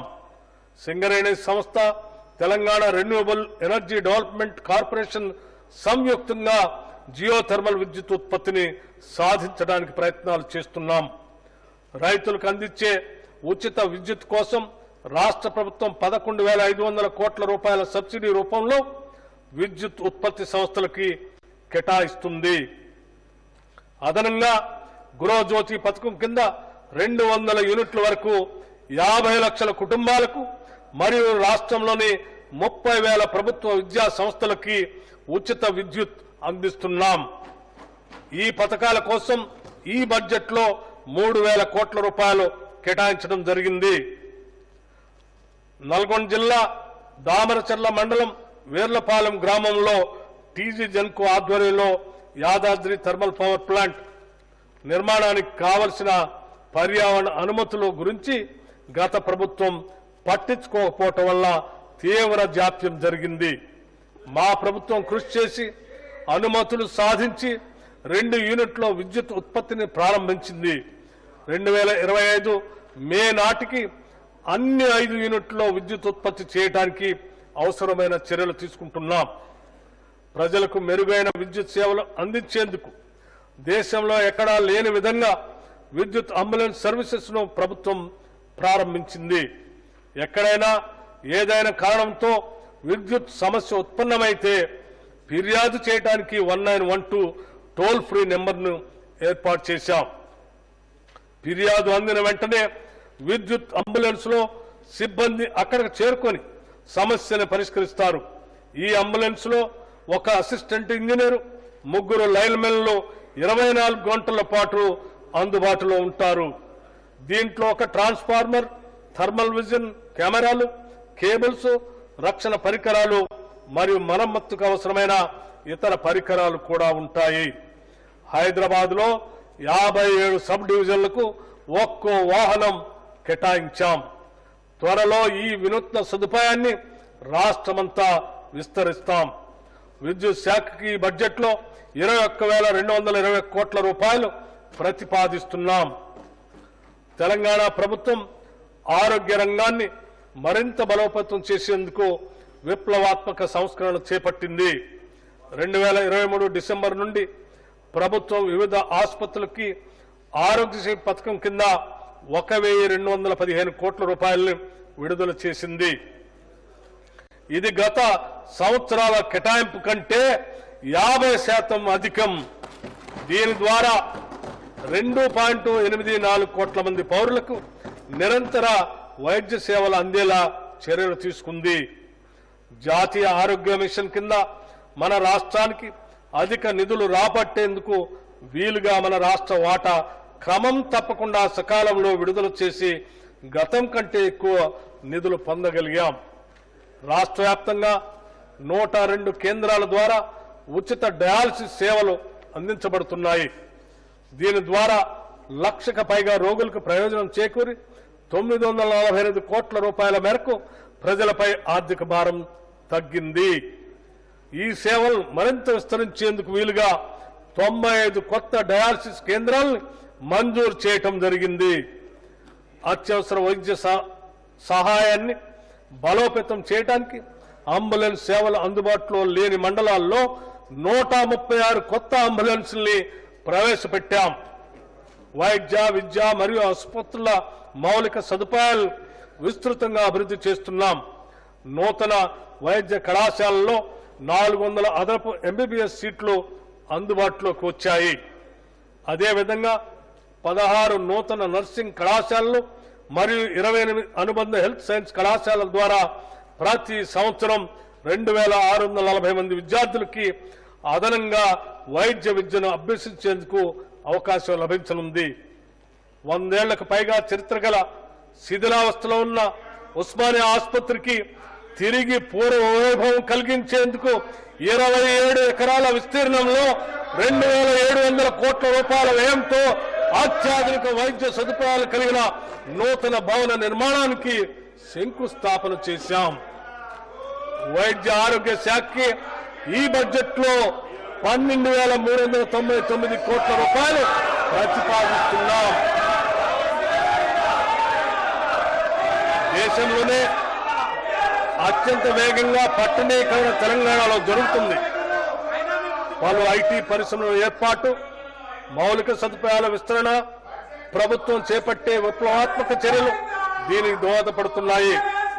హైదరాబాద్ తో పాటు తర్వాత స్థాయి నగరాలైన వరంగల్, నిజామాబాద్, ఖమ్మం కూడా అభివృద్ధి పరుస్తున్నాం. వరంగల్ను విద్య, వైద్య మరియు ఐటీ కేంద్రంగాను, నిజామాబాద్, ఖమ్మంలో వ్యవసాయ ఆధారిత పరిశ్రమలకు తయారీ రంగానికి కేంద్రాలుగా తీర్చిదిద్దుతాం.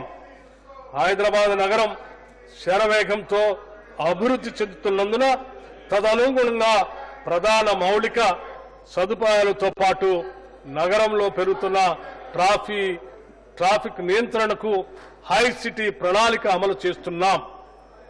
HCT ప్రణాళిక అమలు చేస్తున్నాం. ఈ ప్రాజెక్టులో భాగంగా 31 ఫ్లైఓవర్లు, 17 అండర్ పాస్లు, 10 రోడ్ల విస్తరణ పనులు 7,032 కోట్ల రూపాయల అంచనా వ్యయంతో ప్రారంభించాం. 150 కోట్ల రూపాయలతో సుందరీకరణ పనులు కూడా చేపట్టాం. జలమండలి ద్వారా 2024లో పలు విప్లవాత్మక ప్రాజెక్టులు చేపట్టడం జరిగింది. ఉస్మాన్ సాగర్, హిమాయత్ సాగర్ జలాశయాలపై మొత్తం 20 MLD సామర్థ్యం కలిగిన 4 మురుగునీటి శుద్ధి కేంద్రాల నిర్మాణం చేపట్టాం.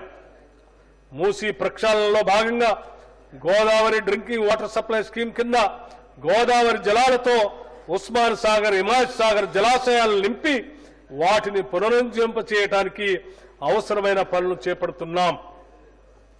గత కొన్ని దశాబ్దాల కాలంగా ఎప్పుడూ పట్టించుకొని మ్యాన్ హోల్స్ పూడిక తీత పనులు ఒక స్పెషల్ డ్రైవ్ గా జలమండలి చేపట్టింది.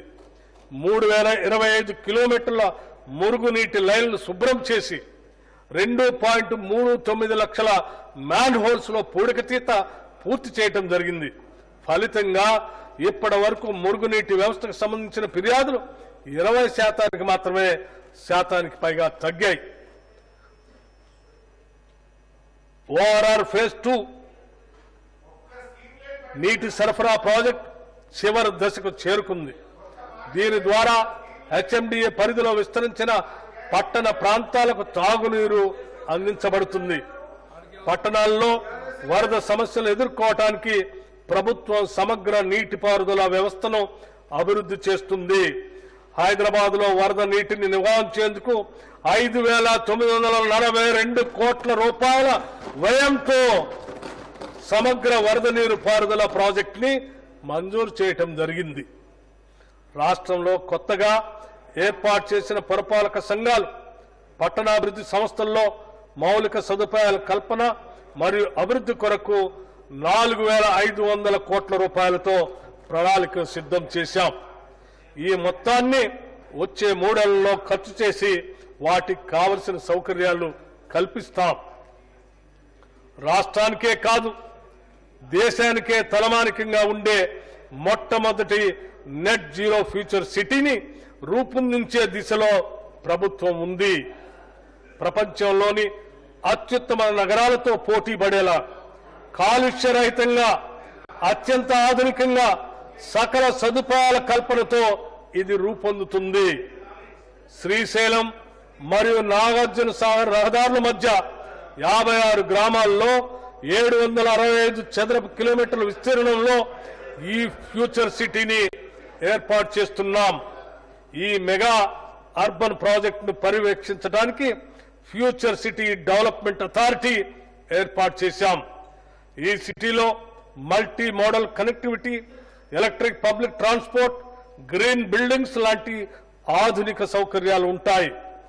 Artificial intelligence city, pharma hub, sports city, clean energy, innovation zone లాంటివి ఫ్యూచర్ సిటీలో భాగంగా ఉంటాయి. Smart, proactive, efficient and effective delivery, speed. రాష్ట్ర ప్రభుత్వం ప్రతిష్టాత్మకంగా చేపట్టిన 19 ప్రాజెక్టుల్ని నిర్ణీత వ్యవధిలో పూర్తి చేయడానికి స్పీడ్ అంటే smart, proactive, efficient and effective delivery పేరుతో వేగవంతమైన సరికొత్త కార్యాచరణకు శ్రీకారం చుట్టింది. నిరంతర ప్రత్యక్ష పర్యవేక్షణ ద్వారా ఈ ప్రాజెక్టులు పూర్తి చేసి ప్రజలకు అందుబాటులోకి తెస్తాం. వీటిలో Musi river front development, metro rail విస్తరణ, రీజనల్ రింగ్ రోడ్డు నిర్మాణం, ఢిల్లీలో తెలంగాణ భవన్ నిర్మాణం, నూతన ఉస్మానియా ఆసుపత్రి భవన్ నిర్మాణం మరియు మాదక ద్రవ్యాల నిరోధక వ్యూహాల అమలు మొదలగు ప్రాజెక్టులు ఉన్నాయి. మున్సిపల్ పరిపాలన మరియు పట్టణాభివృద్ధి శాఖకి ఈ బడ్జెట్లో 17,677 కోట్ల రూపాయలు ప్రతిపాదిస్తున్నాం. పోరాడి తెలంగాణ సాధించుకున్నప్పటికీ కృష్ణా మరియు గోదావరి నీటి కేటాయింపుల్లో మన రాష్ట్రానికి రావాల్సిన న్యాయమైన వాటా గురించి గత ప్రభుత్వ హయాంలో ఎటువంటి కార్యాచరణ చేపట్టలేదు. అంతేకాకుండా కృష్ణా జలాల్లోని 711 టీఎంసీలలో 511 టీఎంసీల నీటిని ఆంధ్రప్రదేశ్ను వాడుకోమని గత పాలకులు అధికారికంగా చెప్పారు. ఈ చర్యతో తెలంగాణ రైతాంగానికి తీవ్ర అన్యాయం జరిగింది. మేము మన రాష్ట్రానికి రావాల్సిన నీటి వాటా సాధించుకోవటానికి బ్రజేష్ కుమార్ ట్రిబ్యునల్ ముందు సహేతుకమైన మరియు గణాంకాలతో కూడిన బలమైన వాదనలు వినిపించాం. మన దిగువ రాష్ట్రమైన ఆంధ్రప్రదేశ్ తక్కువ కేటాయింపుతో ఎక్కువ నీటిని వినియోగిస్తున్న విషయాన్ని ట్రిబ్యునల్ ముందు ఉంచి ఇరు రాష్ట్రాల నీటి వినియోగాన్ని ఖచ్చితంగా గుర్తించడానికి మరియు నియంత్రించడానికి టెలిమెట్రీ వ్యవస్థని ఏర్పాటు చేయాలని సూచించాం. మన నీరు దారి మళ్లకుండా అవసరమైతే ఈ టెలిమెట్రీ వ్యవస్థ ఏర్పాటుకు అయ్యే ఖర్చు కూడా భరించేందుకు సంసిద్ధత వ్యక్తపరిచాం. రాష్ట్రంలోని పెండింగ్ ప్రాజెక్టులన్నింటినీ పూర్తి చేసేందుకు ప్రణాళికలు రూపొందించుకొని ప్రాధాన్యత క్రమంలో ఏబీ కేటగిరీలుగా విభజించాం. తక్కువ ఖర్చుతో ఎక్కువ ఆయకట్టును సేద్యంలోకి తీసుకురావాలన్నది ప్రభుత్వ ఉద్దేశ్యం. నల్గొండ, యాదాద్రి భువనగిరి జిల్లాల్లోని కరువు ప్రభావిత ప్రాంతాలకు నీటిని అందించడానికి వీలుగా ఉదయ సముద్రం బ్రాహ్మణ వెలమల లిఫ్ట్ ఇరిగేషన్ ప్రాజెక్ట్ ని ప్రారంభించాం. ఉదయ సముద్రం బ్యాలెన్సింగ్ రిజర్వాయర్ నుండి 6.70 టీఎంసీల నీటిని బ్రాహ్మణ వెలమల బ్యాలెన్సింగ్ రిజర్వాయర్ కు లిఫ్ట్ చేయబడుతుంది. ఈ ప్రాజెక్టు ద్వారా 94 గ్రామాల్లో 1,00,000 ఎకరాలకి సాగునీటిని మరియు ఫ్లోరైడ్ సమస్య ఉన్న 107 గ్రామాలకి తాగునీటిని అందించడం అవుతుంది. శ్రీ ఎస్ జయపాలరెడ్డి పాలమూరు రంగారెడ్డి ఎత్తిపోతల పథకంలో భాగంగా కేపీ లక్ష్మీదేవిపల్లి రిజర్వాయర్ నిర్మాణాన్ని కూడా ప్రభుత్వం చేపడుతుంది. మూసీ ప్రాజెక్టు పరిధిలోని బునాది కాలువ పునరుద్ధరణ పనులకు 266,65 రూపాయలతో పాలనాపరమైన అనుమతి ఇవ్వటం జరిగింది. యాదాద్రి జిల్లాలో మూసీ ప్రాజెక్టు కింద బులాదిగాని కాలువతో పాటు పిల్లాయిపల్లి, ధర్మారెడ్డిపల్లి కాలువల పునరుద్ధరణకు ఈ నిధులు ఖర్చు చేయాలని నిర్ణయించాం. నీటిపారుదల శాఖకి ఈ బడ్జెట్లో 23,373 కోట్ల రూపాయలు ప్రతిపాదిస్తున్నాం. తెలంగాణ ప్రభుత్వం హైబ్రిడ్ యాన్యుటీ మోడల్ ద్వారా రహదారుల అభివృద్ధికి నిర్ణయం తీసుకుంది. ఈ మోడల్లో 40% ప్రభుత్వ నిధులతో 60% ప్రైవేట్ డెవలపర్ల పెట్టుబడితో రహదారుల అభివృద్ధి చేస్తాం. హ్యామ్ మోడల్లో 2028 వరకు 17,000 కిలోమీటర్ల గ్రామీణ రహదారుల్ని సుమారు 28,000 కోట్ల రూపాయల అంచనా వ్యయంతో అభివృద్ధి చేయాలని లక్ష్యంగా పెట్టుకున్నాం. రాష్ట్ర ప్రభుత్వం కొత్తగా 769.35 కిలోమీటర్ల పొడవు కలిగిన రహదారుల నిర్మాణానికి 3,725 కోట్ల 22 లక్షల రూపాయల మేరకు పరిపాలనా అనుమతులు కూడా మంజూరు చేసింది. వీటిలో 55 కిలోమీటర్ల పొడవు కలిగిన రహదారులు 9 వంతెనల నిర్మాణం ఇప్పటికే పూర్తయింది. రాష్ట్రంలో గ్రామీణ ప్రాంతాల అనుసంధానం వీలుగా ప్రతి పంచాయతీకి బీటీ రోడ్డు ఉండేలా రోడ్ల నిర్మాణం చేపట్టాం. గ్రామీణ ప్రాంతాల్లో పాడైపోయిన రహదారుల మరమ్మతులు పెద్ద ఎత్తున చేపట్టడం జరిగింది. 12 జిల్లా కేంద్రాల్లో కోర్టు భవన సముదాయాల నిర్మాణానికి 972 కోట్ల రూపాయలతో పాలనాపరమైన అనుమతులను మంజూరు చేశాం. రాష్ట్ర ప్రభుత్వం విశేష కృషి వల్ల ఎంతో కాలంగా అపరిష్కృతంగా ఉన్న వరంగల్ జిల్లా మామునూరు ఎయిర్పోర్టు నిర్మాణానికి కేంద్ర ప్రభుత్వం అనుమతులు ఇచ్చింది. ఇప్పటికే దీనికి కావలసిన 253 ఎకరాల భూసేకరణకు నిధులు మంజూరు చేశాం. హైదరాబాద్ నగరానికి నలువైపులా జాతీయ రహదారి నెట్వర్క్ లో ఉన్న లోటును పూడ్చడానికి రీజనల్ రింగ్ రోడ్డు ప్రణాళిక రూపొందించబడింది. ఈ రహదారిని ఎక్స్ప్రెస్ వే ప్రమాణాలతో అభివృద్ధి చేయాలని మొదటగా 4 లేన్లుగా నిర్మించి భవిష్యత్తులో ట్రాఫిక్ కి అనుగుణంగా 8 లేన్లకు విస్తరిస్తాం. ఈ ప్రాజెక్టు నిర్మాణంలో ఉత్తర భాగ భూసేకరణ ప్రక్రియ ఇప్పటికే ప్రారంభమైంది. దక్షిణ భాగానికి సమగ్ర ప్రాజెక్ట్ రిపోర్ట్ తయారీకి ఎన్హెచ్ఏఐ కన్సల్టెంట్లని నియమించింది. ఈ ప్రాజెక్ట్ ని తెలంగాణ అభివృద్ధికి గేమ్ చేంజర్ గా ప్రభుత్వం పరిగణిస్తుంది. రోడ్డు మరియు భవనాల శాఖ ఈ బడ్జెట్ లో 5,907 కోట్ల రూపాయలు ప్రతిపాదిస్తున్నాం. తెలంగాణ రాష్ట్రంలో పర్యాటక రంగం అభివృద్ధికి ప్రభుత్వం నూతన టూరిజం పాలసీని ఆవిష్కరించింది. జీఎస్టీపీలో పర్యాటక రంగం వాటాని 10% పెంచడం, 15,000 కోట్ల రూపాయల పెట్టుబడులను ఆకర్షించి 3 లక్షల ఉద్యోగాలను సృష్టించడంతో పాటు 2030 నాటికి 10 కోట్ల దేశీయ పర్యాటకులు, 5 లక్షల అంతర్జాతీయ పర్యాటకుల్ని ఆకర్షించడం ఈ పాలసీ యొక్క ప్రధాన ఉద్దేశం. ఈ పాలసీలో భాగంగా రాష్ట్రంలో 27 ప్రత్యేక పర్యాటక ప్రాంతాలను అభివృద్ధి చేయడంతో పాటు రాజీవ్ గాంధీ అంతర్జాతీయ విమానాశ్రయం, రీజనల్ రింగ్ రోడ్ సమీపంలో మౌలిక వసతులు అభివృద్ధి చేయటం జరుగుతుంది. గోదావరి, కృష్ణా నదులపై జట్టీలు, లాంచ్ స్టేషన్లు, వాటర్ స్పోర్ట్స్, హౌస్ బోట్లు, నదీ ఉత్సవాలను ప్రోత్సహిస్తూ పర్యాటక రంగంలో పెట్టుబడులకి మూలధన సబ్సిడీలు, భూమి వినియోగ మార్పిడికి సంబంధించిన రాయితీలు ఇవ్వబడతాయి. నల్లమలలో పర్యాటక ప్రాంత అభివృద్ధికి రాష్ట్ర ప్రభుత్వం 242 కోట్ల రూపాయలతో పనులు చేపట్టింది. పర్యాటక శాఖకు ఈ బడ్జెట్ లో 775 కోట్ల రూపాయలు ప్రతిపాదిస్తున్నాము. తెలంగాణ ఉద్యమ స్ఫూర్తిని రగిలించిన గీతం జయ జయ హే తెలంగాణ జననీ జయ కేతనం. తెలంగాణ ఉద్యమ స్ఫూర్తిని రగిలించిన గీతం జయ జయ హే తెలంగాణ జననీ జయ కేతనం. మన కవి అందశ్రీ రచించిన ఈ గీతం తెలంగాణ ప్రజల అస్తిత్వానికి, పోరాట దీక్షకి, త్యాగాలకి మరియు విజయాలకి ప్రతీక. దీనిని మన రాష్ట్ర గీతంగా అధికారికంగా ప్రకటించి తెలంగాణ పోరాట యోధుల త్యాగాలను, ఆశయాల్ని గౌరవించుకున్నాం.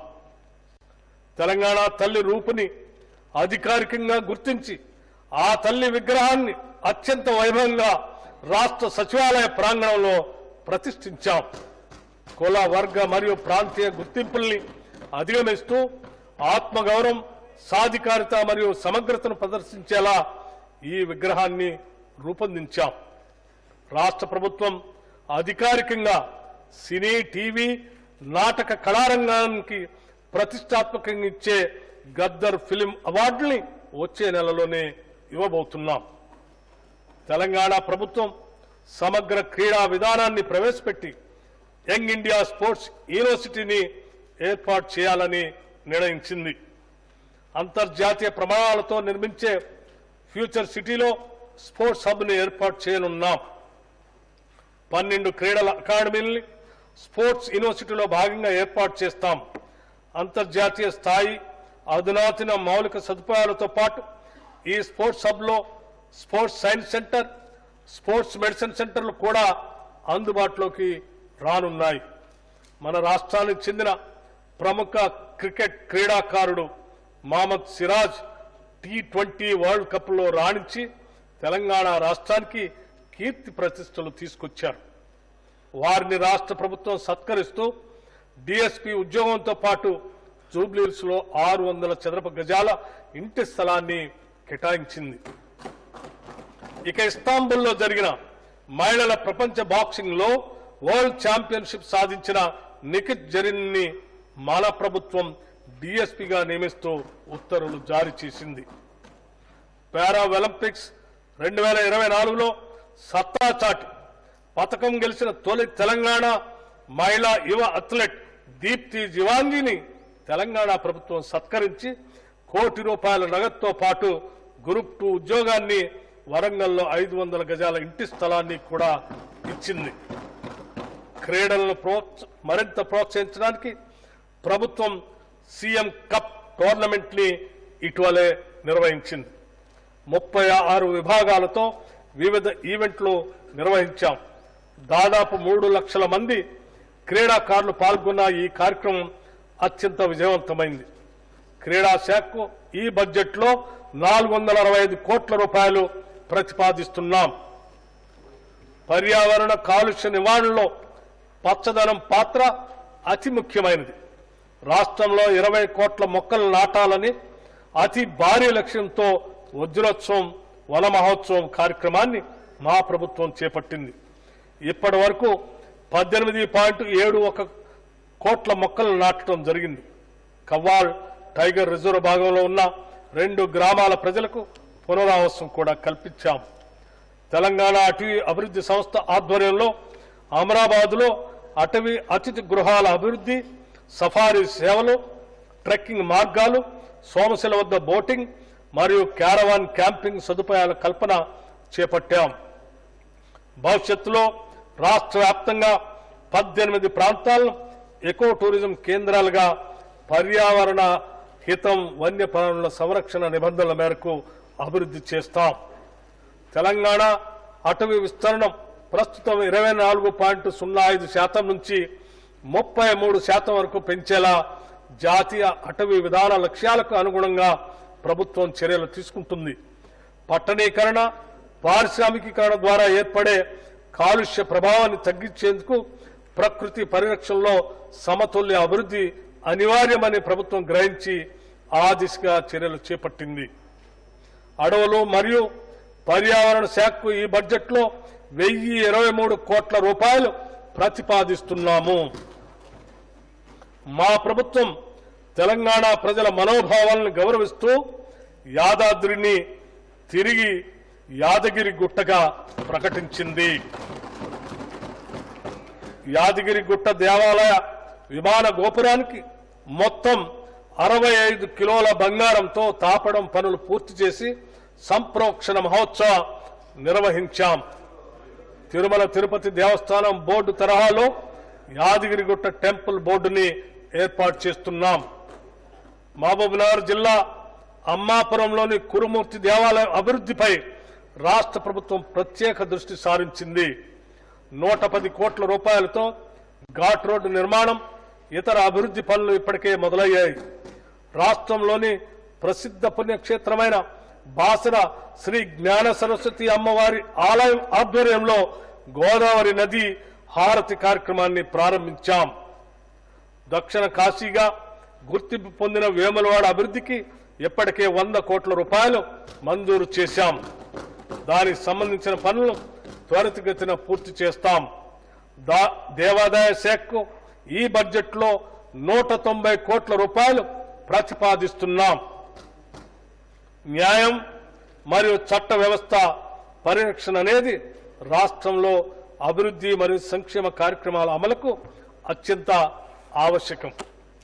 ప్రభుత్వం ప్రధానంగా టెక్నాలజీ ఆధారిత పోలీసింగ్ పై దృష్టి పెట్టి పౌరులకు పారదర్శకంగా మరియు స్నేహపూర్వకంగా వేగవంతమైన మరియు సమర్థవంతమైన సేవలు అందించేందుకు అవసరమైన మౌలిక సదుపాయాల్ని అభివృద్ధి చేస్తుంది.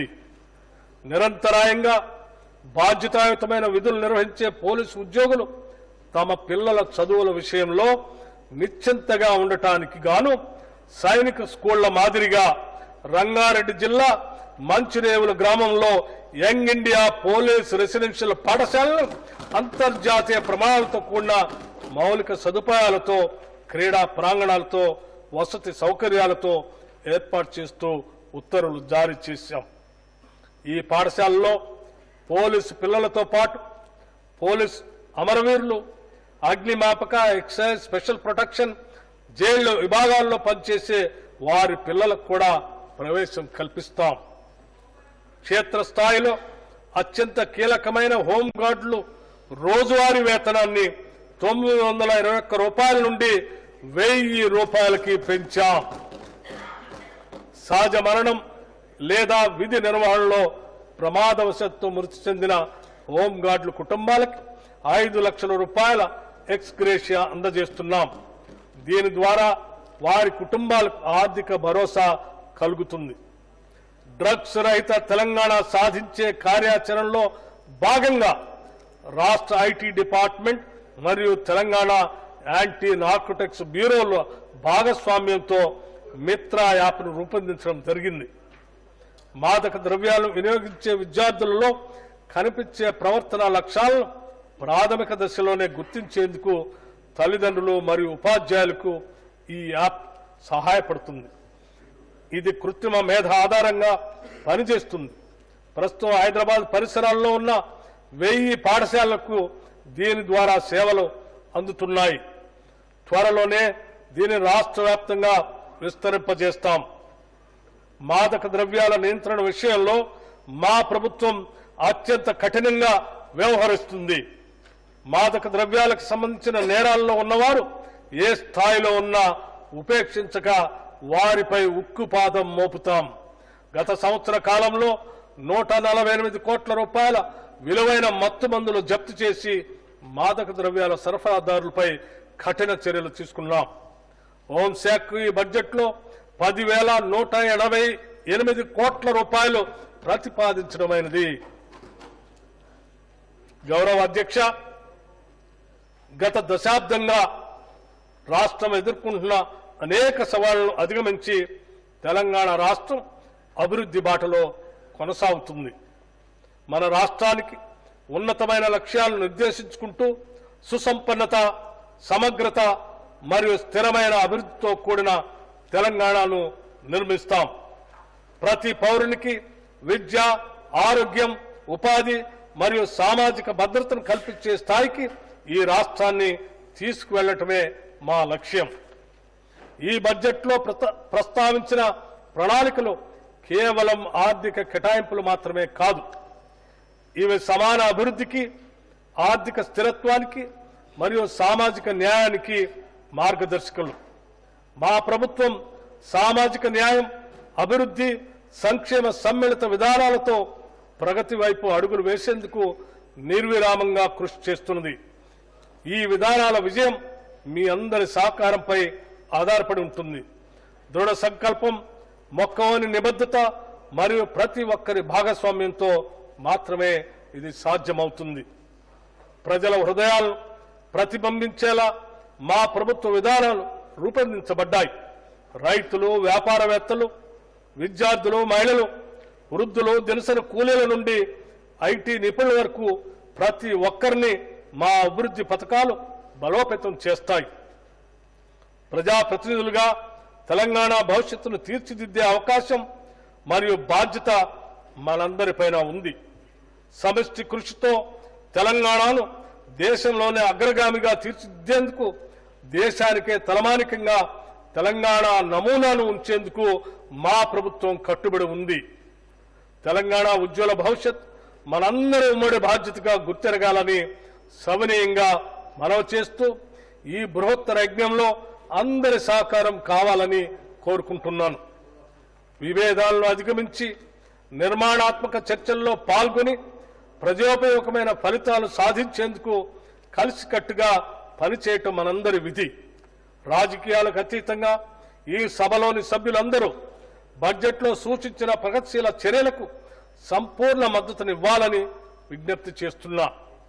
లోతుగా చర్చించి విశ్లేషించి ప్రజా ప్రయోజనాలను దృష్టిలో ఉంచుకొని మనం నిర్ణయాలు తీసుకోవాలి. నేటి మన విధానాలే రేపటి తెలంగాణ నిర్మాణానికి ఉపకరిస్తాయి. లౌకిక విలువలను స్ఫూర్తిగా నమ్మిన కాంగ్రెస్ ప్రభుత్వం కుల మత భేదం లేకుండా అన్ని సామాజిక వర్గాల అభ్యున్నతికి వనరులు పంపకం జరగాలని, తద్వారా సమాజంలో అసమానతలు లేని వ్యవస్థ స్థాపన లక్ష్యంగా ఈ బడ్జెట్ ని రూపొందించాం. 2025-26 బడ్జెట్ అంచనాలు 2025-26 ఆర్థిక సంవత్సరానికి మొత్తం వ్యయం 3,04,965 కోట్లు.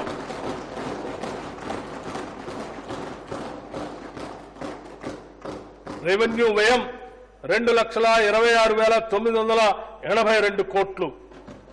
మూలధన వ్యయం 36,504 కోట్లుగా ప్రతిపాదిస్తున్నాను. 2025-26 సంవత్సరపు బడ్జెట్ ప్రతిపాదనలను పరిశీలన, చర్చ మరియు ఆమోదం కోసం ఈ సభకు సమర్పిస్తున్నాను. తెలంగాణను ప్రగతి బాటలో నడిపేందుకు మీ అందరి మద్దతును హృదయపూర్వకంగా ఆశిస్తున్నాను. జై హింద్, జై తెలంగాణ.